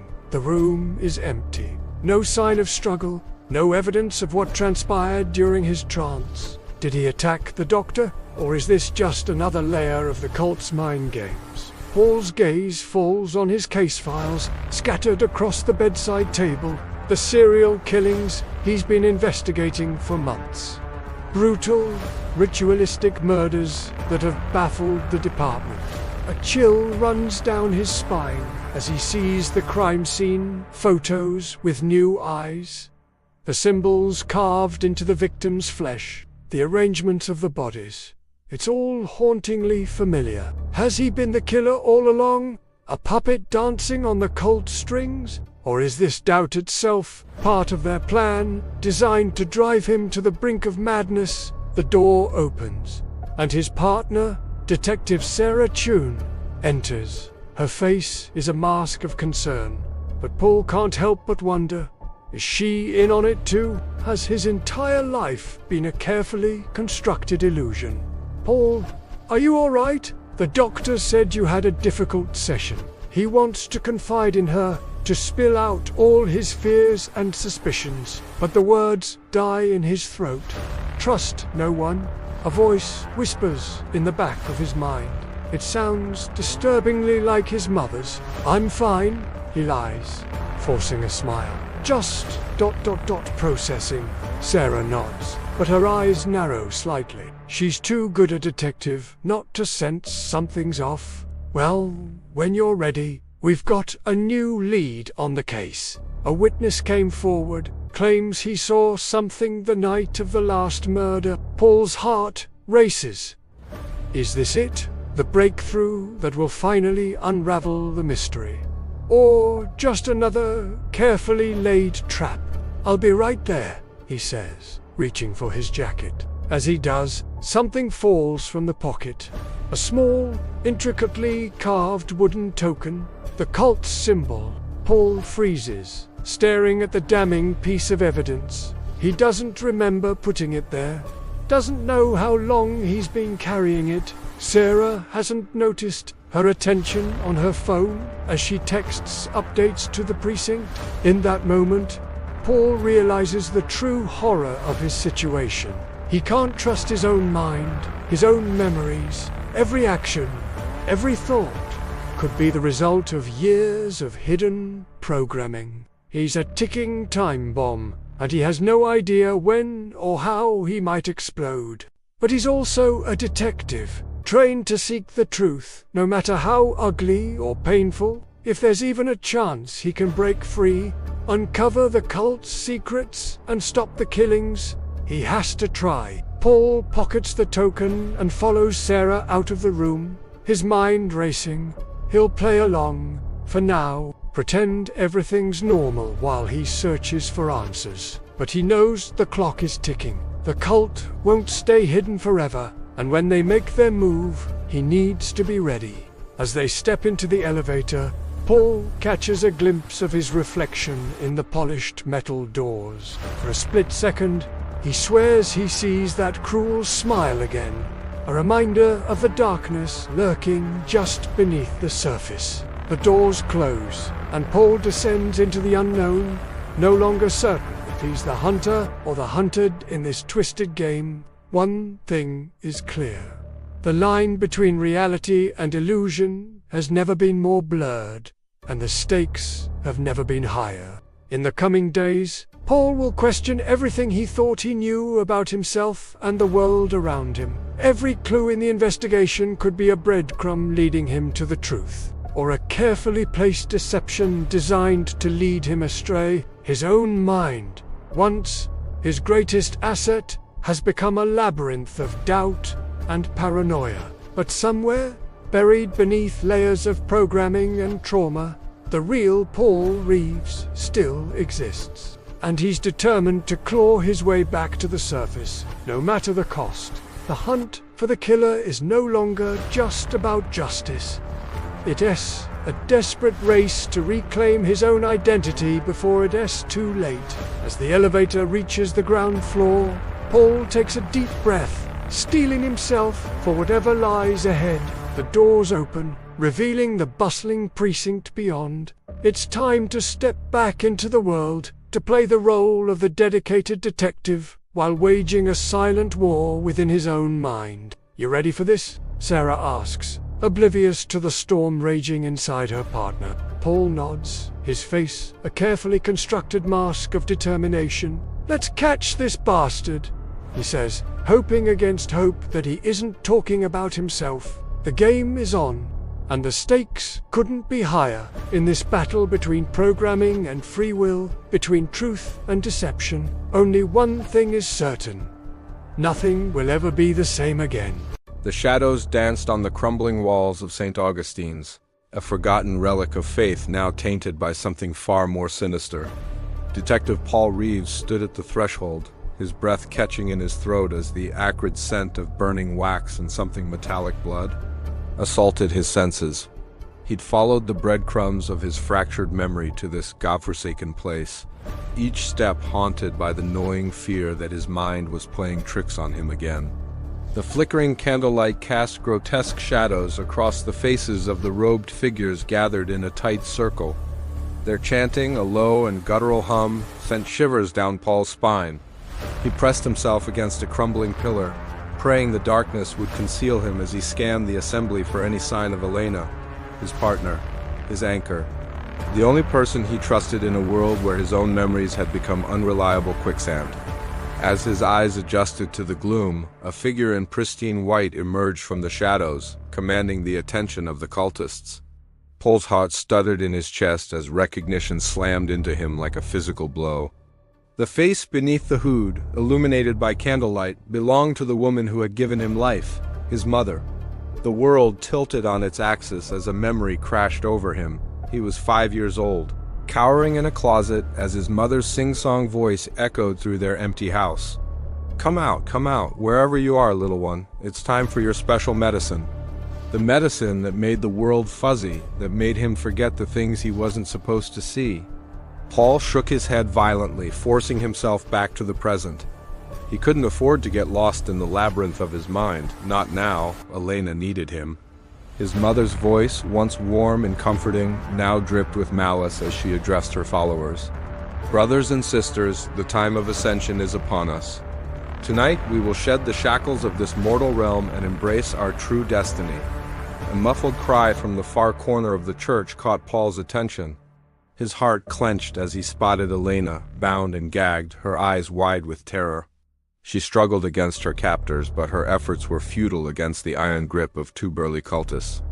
Paul's fingers twitched towards his holster, but he hesitated. How many times had he found himself in situations like this, only to discover it was all a product of his fractured psyche? The doctors had warned him about the dangers of acting on his delusions. What if this was just another cruel trick of his mind? But as he watched a cultist drag a knife across Elena's cheek, drawing a thin line of blood, Paul knew he couldn't take that chance. Real or not, he had to act. He took a deep breath, steeling himself for what was to come. As he prepared to step out of the shadows, another memory blindsided him. He was 16, standing in this very church.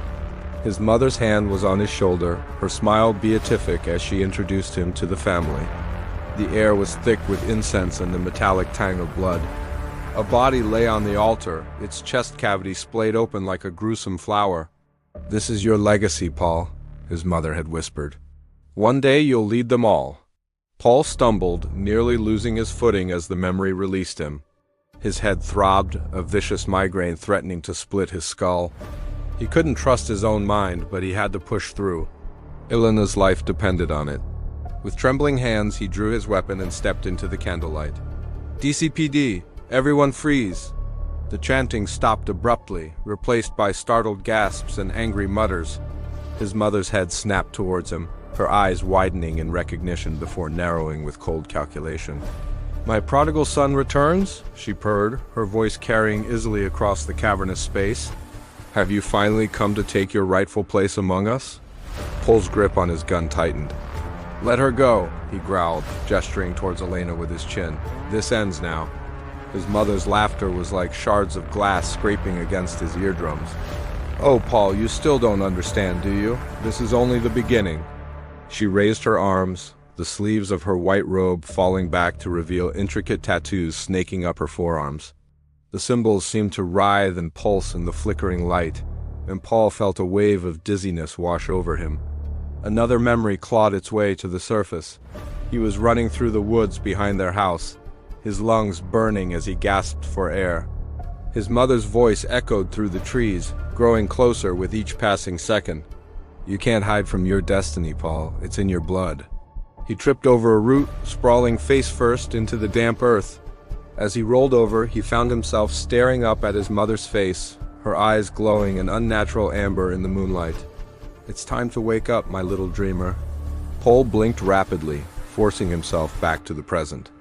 The cultists were closing in around him, their faces hidden beneath dark hoods.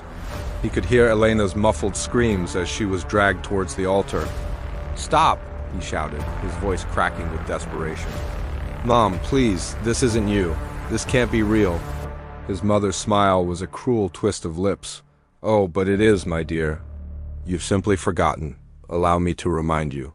She began to chant, her voice rising and falling in a hypnotic cadence. The symbols on her arms seemed to glow, pulsing in time with her words. Paul felt his grip on reality slipping, memories and hallucinations blurring together until he could no longer tell what was real and what was fabrication. He saw himself as a child, watching his mother perform rituals in the basement. He saw himself as a teenager, his hands slick with blood as he participated in his first sacrifice. He saw himself as an adult, running from the truth, burying his memories beneath layers of self-deception and medication. "No," he whispered, his gun wavering as he struggled to maintain his grip on the present. "This ISN single quote, I'm not." "You are one of us, Paul," his mother intoned, her voice seeming to come from everywhere at once. "You always have been. It's time to embrace your true self." Paul's finger tightened on the trigger, but he couldn't bring himself to fire. Doubt gnawed at him, paralyzing him with indecision. What if she was right? What if everything he thought he knew about himself was a lie? A scream pierced through the fog of confusion. Elena. The sound of her terror cut through Paul's internal struggle like a knife, snapping him back to the moment. In that instant of clarity, Paul made his choice. Whether this was reality or delusion, he couldn't stand by and watch Elena suffer. He wouldn't become the monster his mother wanted him to be. With a roar of defiance, Paul charged forward, barreling through the circle of cultists. He fired warning shots into the air, causing chaos to erupt in the confined space. Cultists scattered, some fleeing while others rushed to stop him. Paul fought his way through the melee, his eyes locked on Elena. She thrashed against her captors, her gaze meeting his with a mixture of fear and desperate hope. As he neared the altar, a cultist lunged at him with a wicked-looking dagger. Paul ducked under the swing, using the man's momentum to flip him over his shoulder. The satisfying crunch of bone told him the threat was neutralized. He was so close now, just a few more steps. A hand clamped down on his shoulder with inhuman strength, spinning him around. Paul found himself face to face with his mother, her eyes blazing with an otherworldly light. "You disappoint me, Paul," she hissed, her nails digging into his flesh. "I had such hopes for you." Paul struggled against her grip, shocked by her impossible strength. "I'm not what you want me to be," he gasped. His mother's face contorted with rage. "Then you are of no use to us." She raised her free hand, a ritual dagger glinting in the candlelight. As she brought it down towards his chest, Paul's training kicked in. He twisted, using her momentum against her. The blade sliced through the air, missing him by inches. In the split second of her overextension, Paul made his move. He grabbed her wrist, twisting until the dagger clattered to the ground. With a grunt of effort, he flipped her over his hip, slamming her onto the cold stone floor. "It's over," he panted, keeping her pinned as he fumbled for his handcuffs. His mother's laughter bubbled up, a sound of pure madness. "Oh, my sweet, naive boy, it will never be over, not for you." As the cuffs clicked into place, Paul felt a wave of exhaustion wash over him. The adrenaline was fading, leaving him shaky and disoriented. He looked up, searching for Elena, needing to know she was safe. But the church was empty. The candles had been extinguished, leaving only the pale moonlight filtering through the broken windows. There was no sign of the cultist, no evidence of the ritual that had been taking place moments before. And Elena was gone. Paul stumbled to his feet, his heart pounding in his chest. "Elena?" he called out, his voice echoing in the empty space. "Elena!" Only silence answered him. He spun around, searching desperately for any sign of what had transpired. His eyes fell on the spot where he had handcuffed his mother, but there was nothing there. No cuffs, no struggling woman, just cold, empty stone. Paul's knees gave out, and he sank to the floor, his head in his hands. Had it all been another delusion? Another cruel trick of his broken mind? Or had something even more sinister occurred, something beyond his ability to comprehend? As the weight of uncertainty crushed down upon him, Paul Reeves, the detective who couldn't trust his own, memory was left alone in the darkness, haunted by the ghosts of a past he couldn't escape and a present he couldn't trust. The shadows lengthened, and somewhere in the distance, a clock struck midnight. Another day dawned, bringing with it the promise of new mysteries, new doubts, and the ever-present question that plagued Paul's existence. What was real and what was merely a figment of his shattered mind? The hourglass loomed above, its sinister silhouette casting long shadows across the dimly lit chamber. Paul stood beneath it, his fingers wrapped around cold metal, the weight of the gun a stark reminder of the choice before him. Save or kill? The question pulsed through his veins with each thunderous heartbeat. Lightning cracked outside, illuminating the room in brief, harsh flashes. In those fleeting moments, Paul caught glimpses of his own reflection in the polished surface of the altar. A face he barely recognized stared back at him, eyes wild with a cocktail of fear and determination. "Complete it." The whisper slithered through his mind, a memory from a childhood long buried. It was his father's voice, low and insistent, urging him forward as it had so many times before. Paul's finger twitched on the trigger, muscle memory threatening to take over. The air grew thick with tension, each second stretching into an eternity. Paul's vision blurred, the world around him seeming to warp and twist. Was this real? Or just another fragment of his fractured psyche? Thunder rumbled, a deep bass note that vibrated through his bones. Paul squeezed his eyes shut, willing himself to focus. When he opened them again, the scene before him had shifted. He was no longer alone in the room. A figure materialized from the shadows, features obscured but unmistakably familiar. Detective Sarah Reeves, his partner of 5 years, stood just beyond the altar. Her presence should have been comforting, but something was off. Her eyes, usually warm and understanding, now held a coldness that sent a chill down Paul's spine. "You know what needs to be done?" Sarah said, her voice eerily calm. "We've come too far to turn back now." Paul's grip on the gun tightened. "This isn't right," he muttered, more to himself than to her. "Something's wrong. I can feel it." Sarah took a step closer, her movements fluid and predatory. "Your mind is playing tricks on you again, Paul. Don't let it derail everything we've worked for." A flash of memory hit Paul like a physical blow. Late nights poring over case files, the frustration of dead ends, the growing certainty that the killer they sought was always one step ahead. But there was something else, something just beyond his grasp. "I can't trust myself," Paul said, his voice cracking. "How do I know this is real? That you're real?" Sarah's expression softened, a flicker of the partner he knew shining through. "You have to trust me, Paul. I'm the only constant in your world right now." But even as she spoke, Paul's mind rebelled.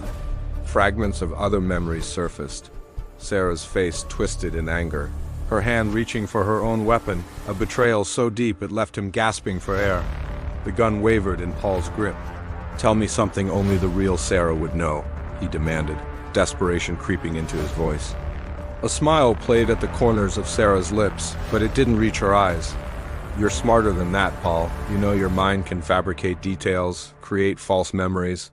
There's nothing I could say that you couldn't convince yourself was a lie." She was right, and that terrified him more than anything. Paul's world had become a house of mirrors, each reflection a potential deception.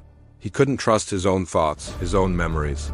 Every certainty he'd ever held had crumbled to dust. "Then how do I know what's real?" Paul asked, his voice barely above a whisper. Sarah's gaze flickered to the gun in his hand. "You know there's only one way to find out?" The implication hung heavy in the air between them. Paul's finger trembled on the trigger. One pull and it would all be over, the doubt, the fear, the constant struggle against his own mind.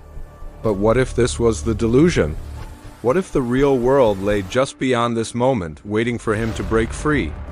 Lightning flashed again, and in that instant, Paul saw something change in Sarah's eyes. A flicker of something alien, something that didn't belong. It was gone in a heartbeat, but it was enough to solidify his resolve. "No," Paul said, lowering the gun. "I won't let this be the end, not like this."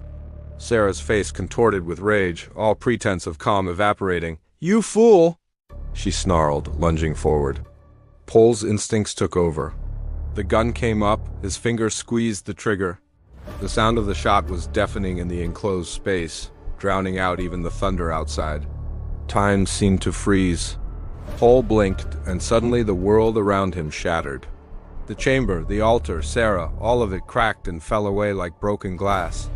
He found himself standing in a stark white room, surrounded by concerned faces in white coats. "Welcome back, Detective Morrison," a gentle voice said. "You've been under for quite some time." Paul's head spun as he tried to make sense of his surroundings. Where am I?" The doctor, for that's clearly what she was, smiled reassuringly. "You're in a specialized treatment facility. You've been participating in an experimental therapy to help recover your memories and separate them from the delusions caused by your condition." Fragments of understanding began to coalesce in Paul's mind. The cases, the killer always one step ahead, it had been him all along. His fractured psyche had created an elaborate fantasy to protect him from the truth of his own actions. "Sarah?" he asked, dreading the answer. The doctor's expression grew somber. "I'm sorry, Detective. Sarah Reeves was your last victim before we were able to apprehend you.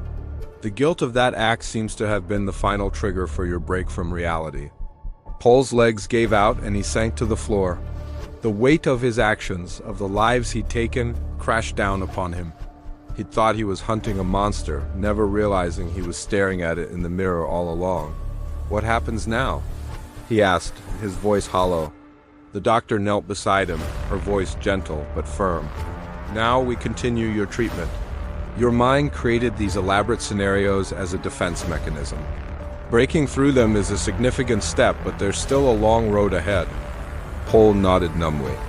The world he'd known had been a lie, a construct of his own making. Now he faced the daunting task of rebuilding his sense of self from the ground up. all while grappling with the horrors of his past actions. As the medical team helped him to his feet, Paul caught a glimpse of his reflection in a nearby window. For a moment, he saw not the broken man he'd become, but the determined detective he'd once been. It was a flicker of hope, a reminder that somewhere beneath the layers of delusion and guilt, his true self still existed. The path forward would be arduous, filled with painful truths and difficult realizations. But for the first time in longer than he could remember, Paul felt a sense of clarity. The fog of confusion and paranoia had lifted, leaving behind a stark reality he would have to face. As he was led from the room, Paul made a silent vow. He would confront his demons, unravel the twisted knots of his psyche, and find a way to atone for the lives he'd destroyed. It wouldn't be easy, and there would be days when the temptation to retreat back into delusion would be overwhelming. But he owed it to Sarah, to all his victims, to see this through. The detective in him, the part that had always sought the truth no matter how painful, would not rest until he'd pieced together the full extent of his crimes and faced the consequences. The door closed behind him, marking the end of one chapter and the beginning of another. Paul took a deep breath, steeling himself for the journey ahead. The shattered pieces of his mind lay before him, a puzzle more complex than any case he'd ever tackled. But this time, the mystery he had to solve was himself. The clock ticks, a relentless metronome in Detective Jack Thorne's mind. He stares at the crime scene photos, willing them to make sense. But his memories, like shattered glass, refuse to align. Blood. So much blood. It pools beneath the victim's head, a crimson halo against stark white tile. Jack's stomach churns, a familiar nausea rising. He's seen this before, or has he? The victim's face, frozen in terror, seems to mock him. Jack squints, trying to focus. Is it a man or a woman? The features blur, shifting like smoke. He blinks, hard, willing clarity to come. A flash, a scream, the acrid smell of gunpowder. Jack's hand flies to his holster, finding it empty. His heart races, memories flooding back in a torrent of confusion. He was there. He pulled the trigger, but why? The precinct bustles around him, a cacophony of ringing phones and shuffling papers. But Jack is lost in the labyrinth of his fractured mind. He reaches for his coffee, hand trembling, the mug slips, shattering on the floor. Heads turn, concern etched on faces he should know but can't quite place. "You okay, Thorne?" A voice, familiar yet strange. Jack nods, not trusting his voice. He's not okay. He hasn't been okay for a long time. The case file before him blurs, words swimming on the page. Jack squeezes his eyes shut, willing the pieces to fit. But they remain stubbornly fragmented, a jigsaw puzzle with missing pieces. A hand on his shoulder makes him jump. "Jack, my office, now," the captain's voice, gruff with worry. Jack follows, legs unsteady, feeling like a child called to the principal's office. The door closes with a soft click. "Talk to me, Thorne." "What's going on?" The captain's eyes, usually hard as flint, now shine with concern. Jack opens his mouth, closes it. How can he explain what he doesn't understand? I can't remember, he finally manages, voice barely above a whisper. The case, the victim, it's all jumbled up. He runs a hand through his hair, frustration mounting. "I know I was there, but the details, they slip away like smoke." The captain sighs, a heavy sound that seems to fill the small office. "Jack, we've been through this. You weren't there. You've been on desk duty for months." The words hit Jack like a physical blow. He staggers, gripping the edge of the desk for support. "No, that's not... I remember the gun. The blood ... Those are old memories, Jack, from before ... The captain trails off, but Jack knows what he means, before the accident. Before his world shattered like the mug on his office floor. Jack's mind reels, desperately grasping for solid ground. But every memory feels like quicksand, pulling him deeper into confusion. He sees flashes, a dark alley, a struggle, the glint of a knife. But are they real, or just fragments of cases long solved? "I need to solve this case," Jack insists, his voice stronger than he feels. "I know I can do it. Just give me a chance." The captain's face softens, pity replacing concern. "Jack, there is no case. Not for you. Not anymore." The words hang in the air, heavy and final. Jack feels the last threads of his reality unraveling. He stumbles from the office, ignoring the worried glances of his colleagues. The precinct suddenly feels alien, hostile. Outside, the city swirls around him, a dizzying kaleidoscope of sights and sounds. Jack walks aimless, his mind a whirlpool of disjointed images. A child's laughter becomes a victim's scream. A car backfiring morphs into gunshots. Every face he passes seems to hide secrets, to mock his inability to trust his own perceptions. He finds himself in a park, collapsing onto a bench. The world spins, memories and reality blending into a nauseating swirl. Jack closes his eyes, trying to anchor himself to something, anything real. A soft voice breaks through the chaos. Rough day? Jack's eyes snap open. A woman sits beside him, her smile kind but her eyes sharp, assessing. He nods, not trusting his voice. "I'm Dr. Elena Reeves," she says, extending a hand. Jack takes it, noting the firm grip. "I specialize in memory disorders. Your captain called me." Jack's defenses rise. "I don't need a shrink," he growls, moving to stand. But Elena's next words freeze him in place. "What if I told you I could help you solve the case that's haunting you?" Jack sinks back onto the bench, hope and suspicion warring within him. "How?" he manages. Elena leans in, her voice low and intense. "Your memories aren't gone, Jack. They're just fragmented, like a shattered mirror. I can help you piece them back together." Jack wants to believe her. God, how he wants to believe, but doubt gnaws at him. And if they're not real? If I'm just crazy? Elena's smile is enigmatic. Reality is subjective, detective. What matters is finding your truth. As she speaks, the world around Jack seems to shift. The park fades, replaced by the stark white of a hospital room. Jack blinks, disoriented. What's happening? Elena's form flickers, her white coat now splattered with blood. "You're waking up, Jack. It's time to face your shattered mind." Panic rises in Jack's throat as the scene dissolves. He's in an alley, gun in hand, facing a shadowy figure. The figure turns, revealing a face Jack knows all too well. His own. Jack jerks awake, gasping. He's in a hospital bed, wires and tubes connecting him to softly beeping machines. Dr. Elena Reeves stands at the foot of his bed, her expression unreadable. "Welcome back, Detective Thorne," she says softly. "Are you ready to begin?" Jack's mind reels, struggling to separate dream from reality. But one thing is clear, the journey to piece together his shattered mind has only just begun. And the truth, whatever it may be, promises to be darker and more twisted than anything his fractured memories could conjure. As Jack nods, accepting the challenge that lies ahead, he can't shake the feeling that he's stepping into a labyrinth of his own making. A maze where every turn might lead to salvation or deeper into the abyss of his broken psyche. The heart monitor beeps, a steady rhythm in the quiet room. Jack takes a deep breath, steeling himself for what's to come. "I'm ready," he says, his voice hoarse but determined. Dr. Reeves nods, her eyes glinting with an emotion Jack can't quite place. Is it excitement, anticipation, or something darker? "Then let's begin," she says, pulling up a chair beside his bed. "Tell me, Jack, what's the last thing you remember?"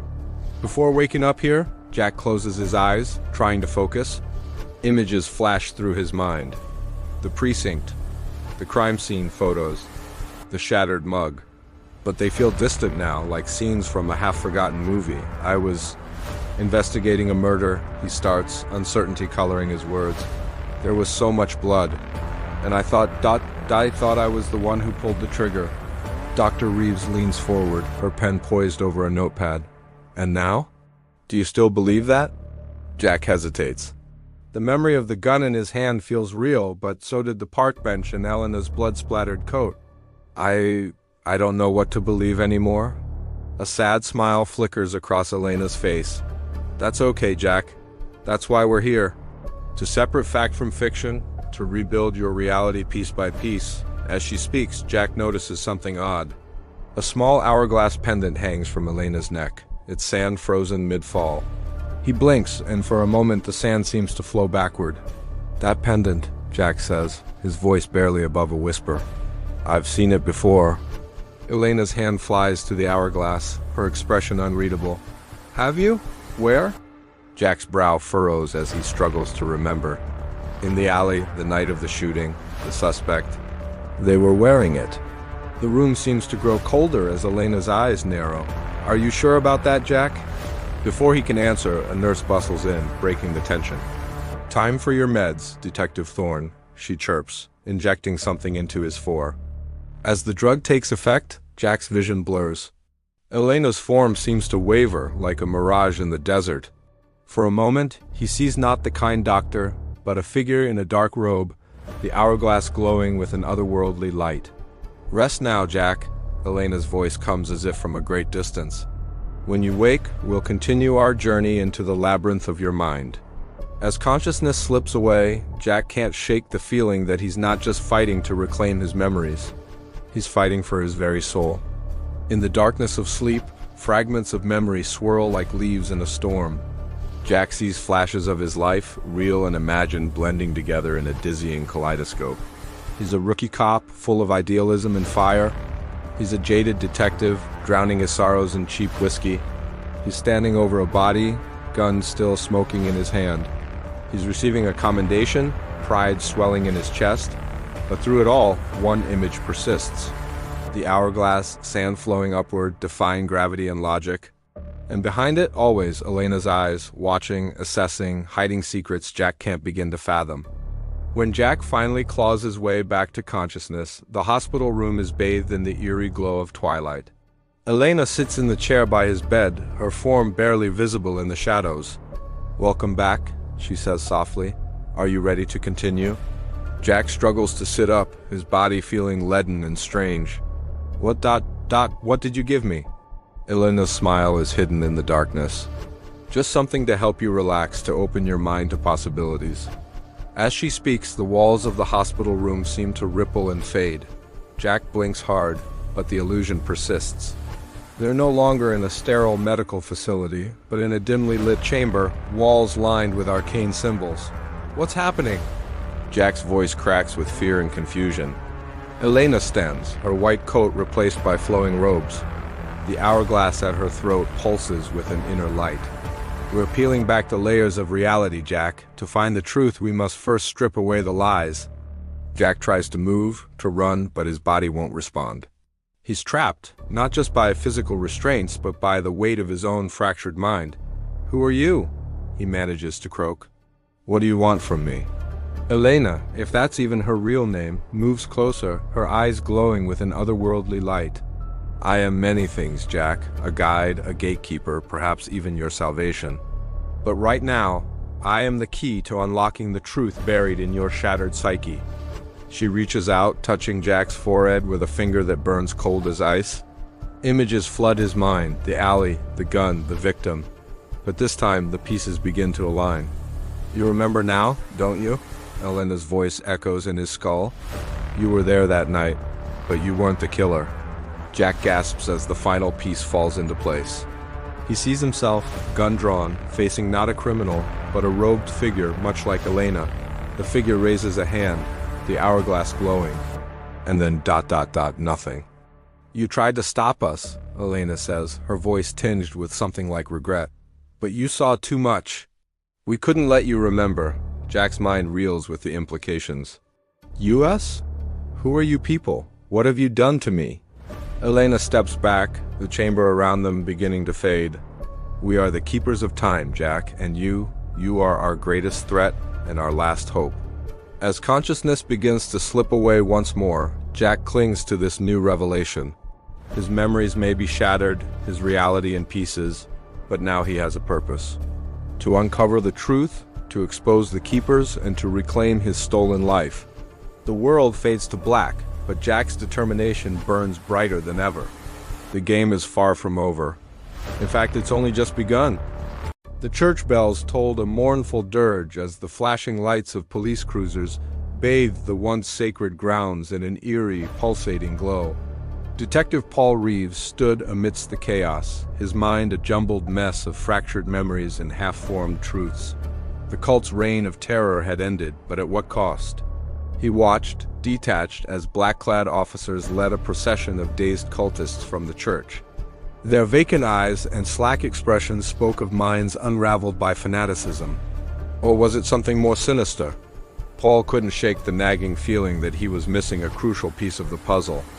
His gaze drifted to the ambulance where paramedics were loading an unconscious Elena onto a gurney. Her pale face, framed by matted dark hair, looked eerily peaceful, too peaceful. Paul's stomach churned with a mixture of relief and dread.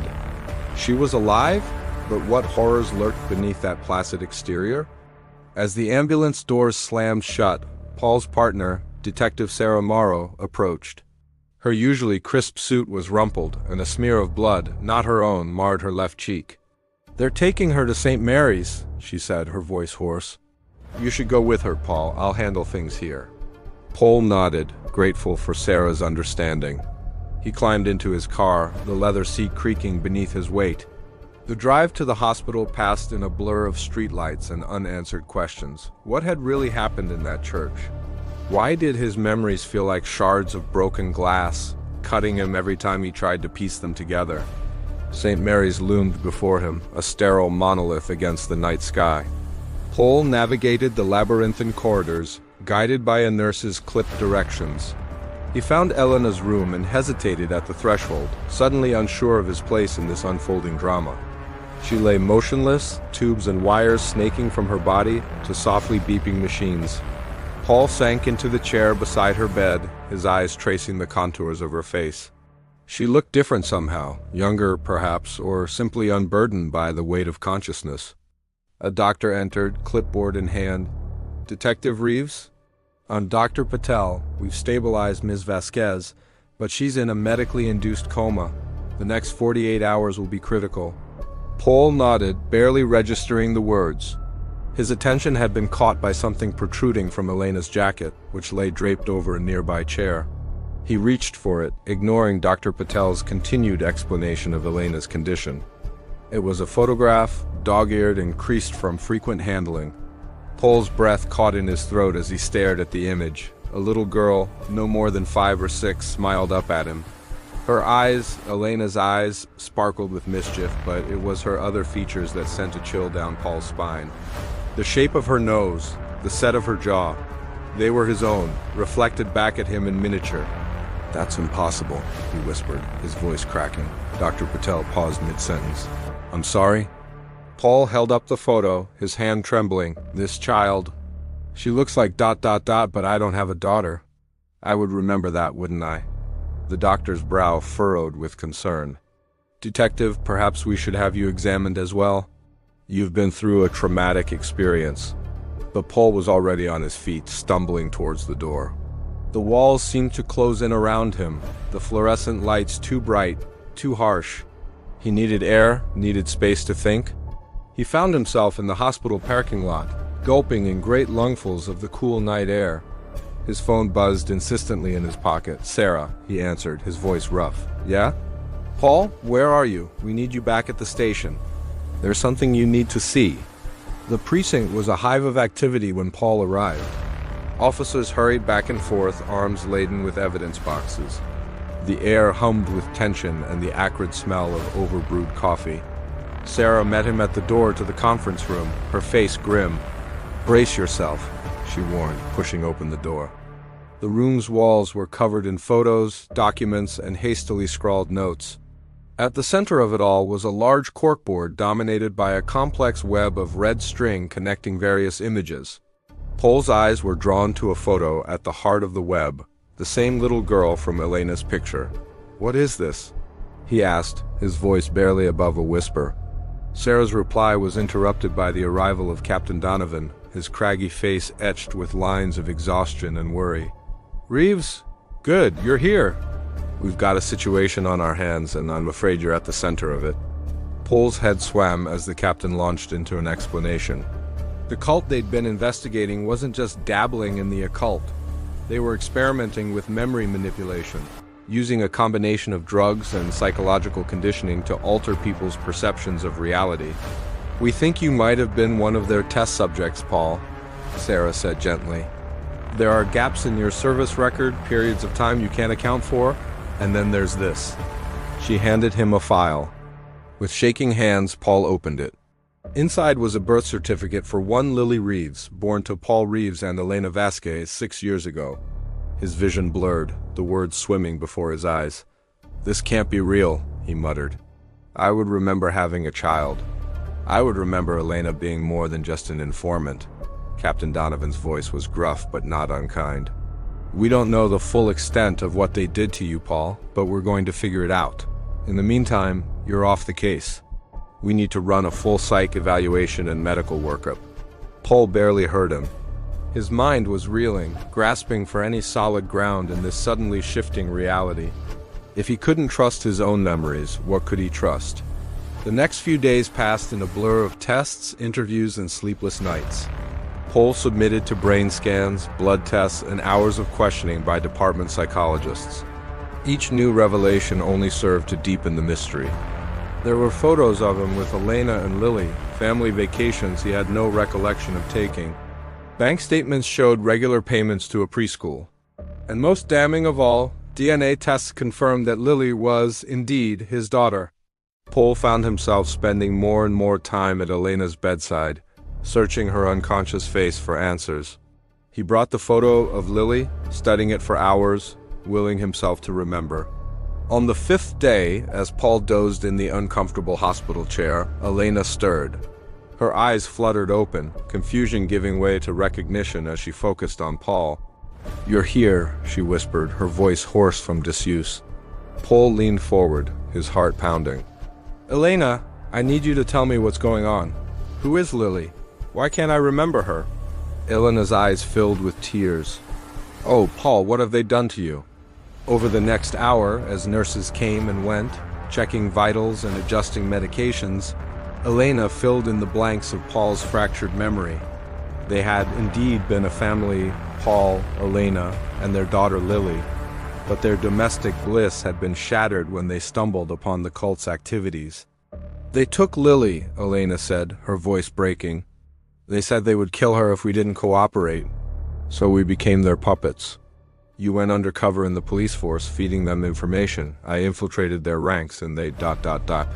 They took our memories of Lily to ensure our compliance."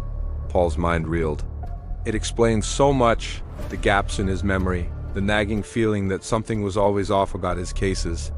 But it also opened up a chasm of horror. "Where is she now?" he asked, dreading the answer. Elena shook her head, fresh tears spilling down her cheeks. "I don't know, that's why I was at the church. I thought I'd finally found a lead, but ... She trailed off, overcome by emotion. Paul stood, his fists clenched at his sides. Rage and determination warred within him, pushing aside the confusion and self-doubt. "I'm going to find her," he vowed. "I'm going to bring our daughter home." But even as he made the promise, a small voice in the back of his mind whispered doubts. How could he trust anything now? His memories, his instincts, even his sense of self, all had been called into question. The world he thought he knew had crumbled beneath his feet, leaving him adrift in a sea of uncertainty. As he left Elena's room, Paul caught a glimpse of his reflection in a window. The face that stared back at him was a stranger's, haunted, desperate, and filled with a determination he didn't fully understand. He was a detective who couldn't trust his own mind, a father who couldn't remember his child. The hunt for Lily would take him to dark places, force him to confront the depths of human cruelty and the fragility of identity. But Paul knew he had no choice. Somewhere out there, a little girl with his eyes and Elena's smile was waiting to be found. And he would tear apart heaven and earth to bring her home, even if it meant losing himself in the process. As Paul stepped out into the night, the weight of his newfound mission settled heavily upon his shoulders. The city sprawled before him, a labyrinth of secrets and shadows. Somewhere in its depths, the truth about Lily and himself awaited discovery. With each step, Paul felt the tenuous threads of his reality unraveling further, leaving him to question everything he thought he knew. The search for Lily Reeves had begun, but so too had Paul's journey into the darkest recesses of his own fractured psyche. In a world where memory was malleable and truth was elusive, could he trust anyone, even himself, to guide him to the answers he so desperately sought? The rain pelted against the windshield, a relentless drumbeat matching the throbbing in Paul's temples. He squinted through the blur, his knuckles white on the steering wheel. The world outside was a smear of gray and neon, like a watercolor left out in the storm. He pulled up to Elena's building, a squat, brutalist structure that loomed like a concrete tombstone against the slate sky. Paul killed the engine, but didn't move. The silence was deafening, broken only by the tap-tap of raindrops and the hiss of his own ragged breathing. His phone buzzed, another voicemail. He didn't need to check it, he knew what it would say. The same message that had been haunting him for days, weeks, maybe longer. Time had become fluid, unreliable. Find her before she forgets you. The words echoed in his skull, a mantra of desperation and dread. Who was her? And who was the voice on the other end of the line? Paul's own memory was a minefield of half-truths and gaping holes. He dragged himself from the car, the chill immediately seeping through his coat. The building's entrance yawned before him, a maw of flickering fluorescence and stale air. Paul's footsteps echoed in the empty hallway as he made his way to Elena's door. 3 sharp raps, a pause that stretched into eternity. Then the soft click of a lock disengaging. Elena's face appeared in the crack, her eyes wide and wary. Recognition flickered across her features, followed quickly by relief. And something else. Fear? Pity? Paul couldn't be sure. "Paul?" she breathed, opening the door wider. "I wasn't sure you'd come." He stepped inside, shaking off the rain like a stray dog. Elena's apartment was a cluttered nest of mismatched furniture and overflowing bookshelves. The air was thick with the scent of chamomile and something sharper, antiseptic maybe. "I'm here," Paul said, his voice rough, though I'm not entirely sure why. Elena's smile was tremulous, a fragile thing that threatened to shatter at any moment. "You don't remember calling me?" Paul shook his head, frustration bubbling up in his chest. "I don't remember a lot of things these days." Elena's hand fluttered to her throat, a nervous tick he'd seen before. When? Where? The memory slipped away like smoke. "Sit down," she said, gesturing to a worn armchair. "I'll make some tea." Paul sank into the chair, his bones aching with a weariness that went beyond physical exhaustion. He watched Elena bustle about the tiny kitchenette, her movements quick and bird-like. There was something familiar about the curve of her neck, the way she tucked her hair behind her ear. But trying to grasp at the memory was like trying to catch mist. She returned with 2 steaming mugs, setting one on the cluttered coffee table in front of Paul. "You called me 3 days ago," she said, perching on the edge of the sofa. "You were distraught, rambling about a case, about missing time. You said you needed my help." Paul's brow furrowed. "What case?" Elena's eyes darted away, focusing on a point just over his shoulder. "The Holloway disappearance? Ring any bells?" A jolt of recognition, sharp and painful. Flashes of crime scene photos, a child's bedroom frozen in time, a teddy bear forlorn on rumpled sheets. "Madeline," he whispered. Elena nodded, her face grave. "You were lead detective. But something went wrong. You started losing time, forgetting details. They took you off the case." Paul's hand trembled as he reached for the mug. The tea was too hot, scalding his tongue, but he welcomed the pain. It anchored him to the present. "And now?" "Now," Elena said, her voice soft. "You think you found a lead, but you can't trust your own mind. That's why you came to me." Paul's phone buzzed again, insistent. He pulled it out, thumb hovering over the screen. "There's a voicemail." "It keeps playing over and over?" Elena leaned forward, her eyes intent. "What does it say?" Paul hit play, the tinny voice filling the room. "Find her before she forgets you." Elena's sharp intake of breath was audible. "Paul?" she said, her voice tight with barely contained emotion. "That's Madeline's voice." The world tilted on its axis. Paul gripped the arms of the chair, suddenly dizzy. "How? She's been missing for ... 2 years, Elena finished. "But that message is new. You showed it to me when you came here 3 days ago." "We tried to trace it, but ... double quote, but what?" Paul demanded, leaning forward. Elena's eyes were wide, filled with a mixture of fear and something else. Pity, perhaps. "But you disappeared, Paul. You walked out of here and vanished, until now." The room seemed to contract around him, the walls pressing in. Paul's breath came in short, sharp gasps. I done single quotes, ... I can't remember, ... Elena moved to kneel beside him, her hand cool on his feverish brow. It's okay, she soothed. We'll figure this out together. But even as she spoke, a shadow fell across the window. Paul's gaze snapped to the glass, rain-streaked and distorted. For a moment, just a heartbeat, he saw a small figure standing there. A child, perhaps, or a phantom born of his fractured mind. He blinked, and it was gone. Did you see that? He asked, voice hoarse. Elena frowned, following his gaze. See what? Paul shook his head, suddenly exhausted. Nothing, it's nothing. But the image lingered, a ghostly afterimage burned into his retinas. A child's silhouette, backlit by the storm, Madeline? Or another trick of his unreliable mind? He turned back to Elena, forcing himself to focus on her face, on the here and now. Tell me everything, he said. From the beginning, Elena nodded, settling back onto the sofa. Her fingers twisted in the hem of her sweater, betraying her nervousness. It started 2 years ago, she began. Madeline Holloway, age 8, vanished from her bedroom in the middle of the night. No signs of forced entry, no evidence left behind. It was as if she'd simply evaporated. Paul closed his eyes, fragments of memory surfacing like debris after a shipwreck. Yellow crime scene tape. The acrid smell of fear permeating the Holloway house. A mother's keening wail, a sound of pure anguish that had haunted his dreams for months. I remember, he said softly. I was there, first on the scene. Elena nodded. You threw yourself into the case. Worked yourself to the bone. But as the weeks dragged on with no leads, no breaks, ... something changed. Paul opened his eyes, meeting Elena's gaze. What do you mean, changed? She hesitated, choosing her words carefully. You started losing time. Showing up at crime scenes with no memory of how you got there. Making connections that didn't exist. The brass got worried.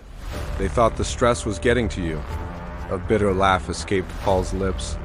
They thought I was cracking up. They were concerned, Elena corrected gently. We all were. You were obsessed, Paul. You couldn't let it go, even when they reassigned you. Another fragment surfaced, shouting in the captain's office, his own voice raw with fury and desperation. The slam of a badge on a desk. They took my gun and shield, he murmured. Elena nodded, her eyes sad. You went off the grid after that. I tried to keep tabs on you, but ... she trailed off, shaking her head. And then 3 days ago you showed up here, ranting about new evidence, about Madeline being alive. You played me that voicemail, and then ... you vanished again. Paul leaned back in the chair, his mind reeling. And now I'm back, with no memory of any of it. What's the last thing you do remember? Elena asked, leaning forward intently. Paul closed his eyes, trying to focus. The memories were there, just out of reach, like wisps of fog he couldn't quite grasp. I remember ... always rain. And a playground, Elena's breath caught. The park near Madeline's house? Paul nodded slowly. I think so. There was a swing set, empty, creaking in the wind. What else? Elena pressed. Try to remember, Paul. It could be important. He squeezed his eyes shut tighter, chasing the elusive images. There was a smell, copper, and something sweet. Like cotton candy, but ... wrong. Elena's voice was barely a whisper. Blood and chloroform. Paul's eyes snapped open. What? She was pale, her hands trembling slightly as she reached for her own forgotten mug of tea. That's what you said before. When you were here 3 days ago, you said you'd found where Madeline was taken. The room seemed to tilt again, the walls closing in. Paul gripped the arms of the chair, his knuckles white. Where? He demanded. Where did I say she was? Elena shook her head, frustration evident in the set of her jaw. You wouldn't tell me. You said it wasn't safe, that you had to go alone. You made me promise to wait 3 days, and if you hadn't come back, ... to do what? Paul pressed, leaning forward. What were you supposed to do if I didn't come back? Elena met his gaze, her eyes shining with unshed tears. To give this to the police. She reached into her pocket, pulling out a small, battered notebook. Your case notes. Everything you'd pieced together. Paul's hand shook as he took the notebook. It was familiar, the leather cover worn smooth by countless hours of handling. He flipped it open, his own cramped handwriting staring back at him. Dates, times, locations, a roadmap of his obsession. But the last few pages were different. The writing was erratic, almost frenzied. Sketches and diagrams covered the margins, arrows connecting seemingly unrelated pieces of information. And there, on the final page, a single line stood out in bold, underlined multiple times. "The carousel never stops turning." Paul looked up, meeting Elena's worried gaze. "What does it mean?" She shook her head. "I don't know. You weren't making much sense when you left. You kept muttering about carousels and lost children." Paul's phone buzzed again, the now familiar voicemail notification. But this time, when he pulled it out, there was a text message waiting. Unknown number. "Time's running out, Detective. The music's about to stop." He showed it to Elena, watching as the color drained from her face. "It's happening again," she whispered. Paul stood abruptly, shoving the notebook into his pocket. "I have to go." Elena grabbed his arm, her grip surprisingly strong. "Go where? Paul, you can't just disappear again." "Let me help you." He hesitated, torn between the urgent need to follow this new lead and the knowledge that he couldn't trust his own mind. Elena's face was open, earnest, a lifeline in the storm of his fractured memories. "Okay," he said finally. "But we do this my way. No cops, no backup, just you and me." Elena nodded, relief evident in the set of her shoulders. "Where do we start?" Paul closed his eyes, focusing on the fragments of memory that had surfaced. The playground, the carousel, the sickly sweet smell of chloroform. "We start," he said, opening his eyes with grim determination. "Where it all began. We're going back to the Holloway house." As they stepped out into the rain-soaked night, Paul couldn't shake the feeling that they were being watched. He glanced over his shoulder, half expecting to see the child's silhouette again. But there was only darkness and the relentless patter of rain. The carousel was turning, the music fading, and somewhere out there, a little girl was waiting to be found. The mirror's edge glinted in the dim light of Paul's living room, a silent sentinel to the unraveling of his mind. He stood before it, fingers trembling as they grasped the ornate frame. The reflection that stared back at him was a kaleidoscope of fractured identities, each one more unsettling than the last. Paul's own face, haggard and haunted, flickered like a dying light bulb. Then, without warning, Elena's features superimposed themselves over his own, her piercing green eyes, the curve of her lips that once whispered secrets in the dark. But it was the third face that sent a chill down his spine, a child. No more than 7, with eyes that held the weight of 1,000 lifetimes. A lullaby, soft and eerie, began to play from somewhere deep within the house. The melody twisted through the air, a siren song of forgotten memories and buried truths. Paul's grip on the mirror tightened, his knuckles turning white as he fought against the rising tide of panic. "Who are you now?" The question echoed in his mind, a relentless taunt that refused to be silenced. Was he Paul, the detective whose razor-sharp instincts had cracked cases that left others baffled? Or was he someone else entirely, a pawn in a game he couldn't begin to comprehend? The lullaby grew louder, its innocent notes a stark contrast to the darkness that threatened to consume him. Paul's reflection continued to shift, a dizzying carousel of identities that left him questioning everything he thought he knew about himself. He closed his eyes, trying to shut out the visual assault, but the faces remained burned into his retinas. When he opened them again, the child's face stared back at him, eyes brimming with a wisdom far beyond their years. "Remember," the reflection mouthed, though no sound escaped its lips. Paul stumbled backward, the mirror slipping from his grasp. It shattered against the hardwood floor, a cacophony of tinkling glass that seemed to stretch on for an eternity. Each shard reflected a different fragment of his fractured psyche, a mosaic of broken memories and half-truths. As he sank to his knees amidst the glittering debris, Paul's mind raced through the events that had led him to this moment. The case that had started it all, a series of brutal murders that seemed to defy logic and reason. Each victim found with a small mirror clutched in their lifeless hands, their faces frozen in expressions of abject terror. He had been so sure of himself then, confident in his ability to piece together the puzzle, and bring the killer to justice. But with each new lead, each tantalizing clue, Paul had felt himself slipping further from reality. The boundaries between past and present, truth and fiction, had blurred until he could no longer trust his own perceptions. Elena had been his anchor, the one constant in a world that seemed determined to drive him mad. Her unwavering support and keen intellect had kept him grounded, even as the case threatened to consume him entirely. But now she was gone, vanished without a trace, leaving behind only the lingering scent of her perfume and a void that threatened to swallow him whole. The lullaby reached a crescendo, its haunting melody filling every corner of the house. Paul pressed his palms against his ears, desperate to block out the sound, but it seemed to emanate from within his very bones. Images flashed before his eyes, crime scenes awash in blood. The glint of a blade in the moonlight, Elena's face contorted in fear. He squeezed his eyes shut, willing the visions to disappear, but they only grew more vivid. The child's face appeared again, this time accompanied by a voice that seemed to come from everywhere and nowhere at once. "You can't hide from the truth forever, Paul," it whispered, each word dripping with a knowledge far beyond its years. Paul's eyes snapped open, his breath coming in ragged gasps.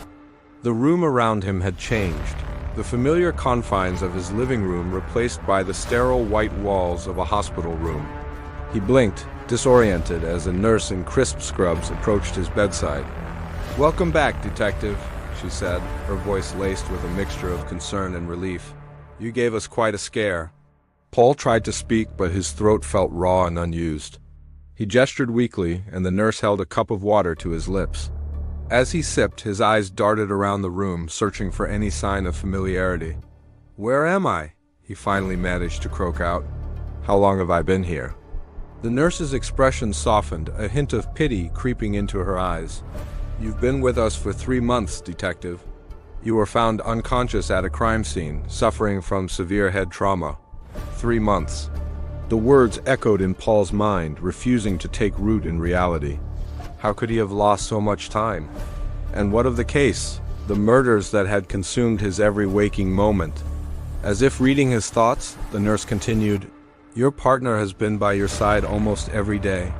She's been keeping your colleagues updated on your condition." "Elena," Paul breathed, a flicker of hope igniting in his chest. "Is she here?"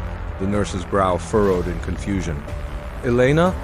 I'm sorry, Detective, but I don't know anyone by that name. Your partner's name is Sarah. She just stepped out to get some coffee, but she should be back any moment." Paul's world tilted on its axis, the fragile threads of reality he had been clinging to unraveling before his eyes. Elena wasn't real. The case, the mirrors, the lullaby, had it all been a product of his injured mind? Before he could process this earth-shattering revelation, the door to his room swung open. A woman entered, her face lighting up with relief as she saw him awake. "Paul, thank God you're finally conscious. We've been so worried." He stared at her, uncomprehending. This woman, Sarah, was a stranger to him, and yet she looked at him with the familiarity of a longtime partner and friend. Paul's head began to throb, a dull ache that threatened to split his skull in two. "I don't understand," he mumbled, his voice barely above a whisper. "None of this makes sense." Sarah approached his bedside, her expression a mixture of concern and determination. "It's okay, Paul. We'll figure this out together. The doctor said there might be some confusion when you woke up. Your brain needs time to heal." But Paul wasn't listening.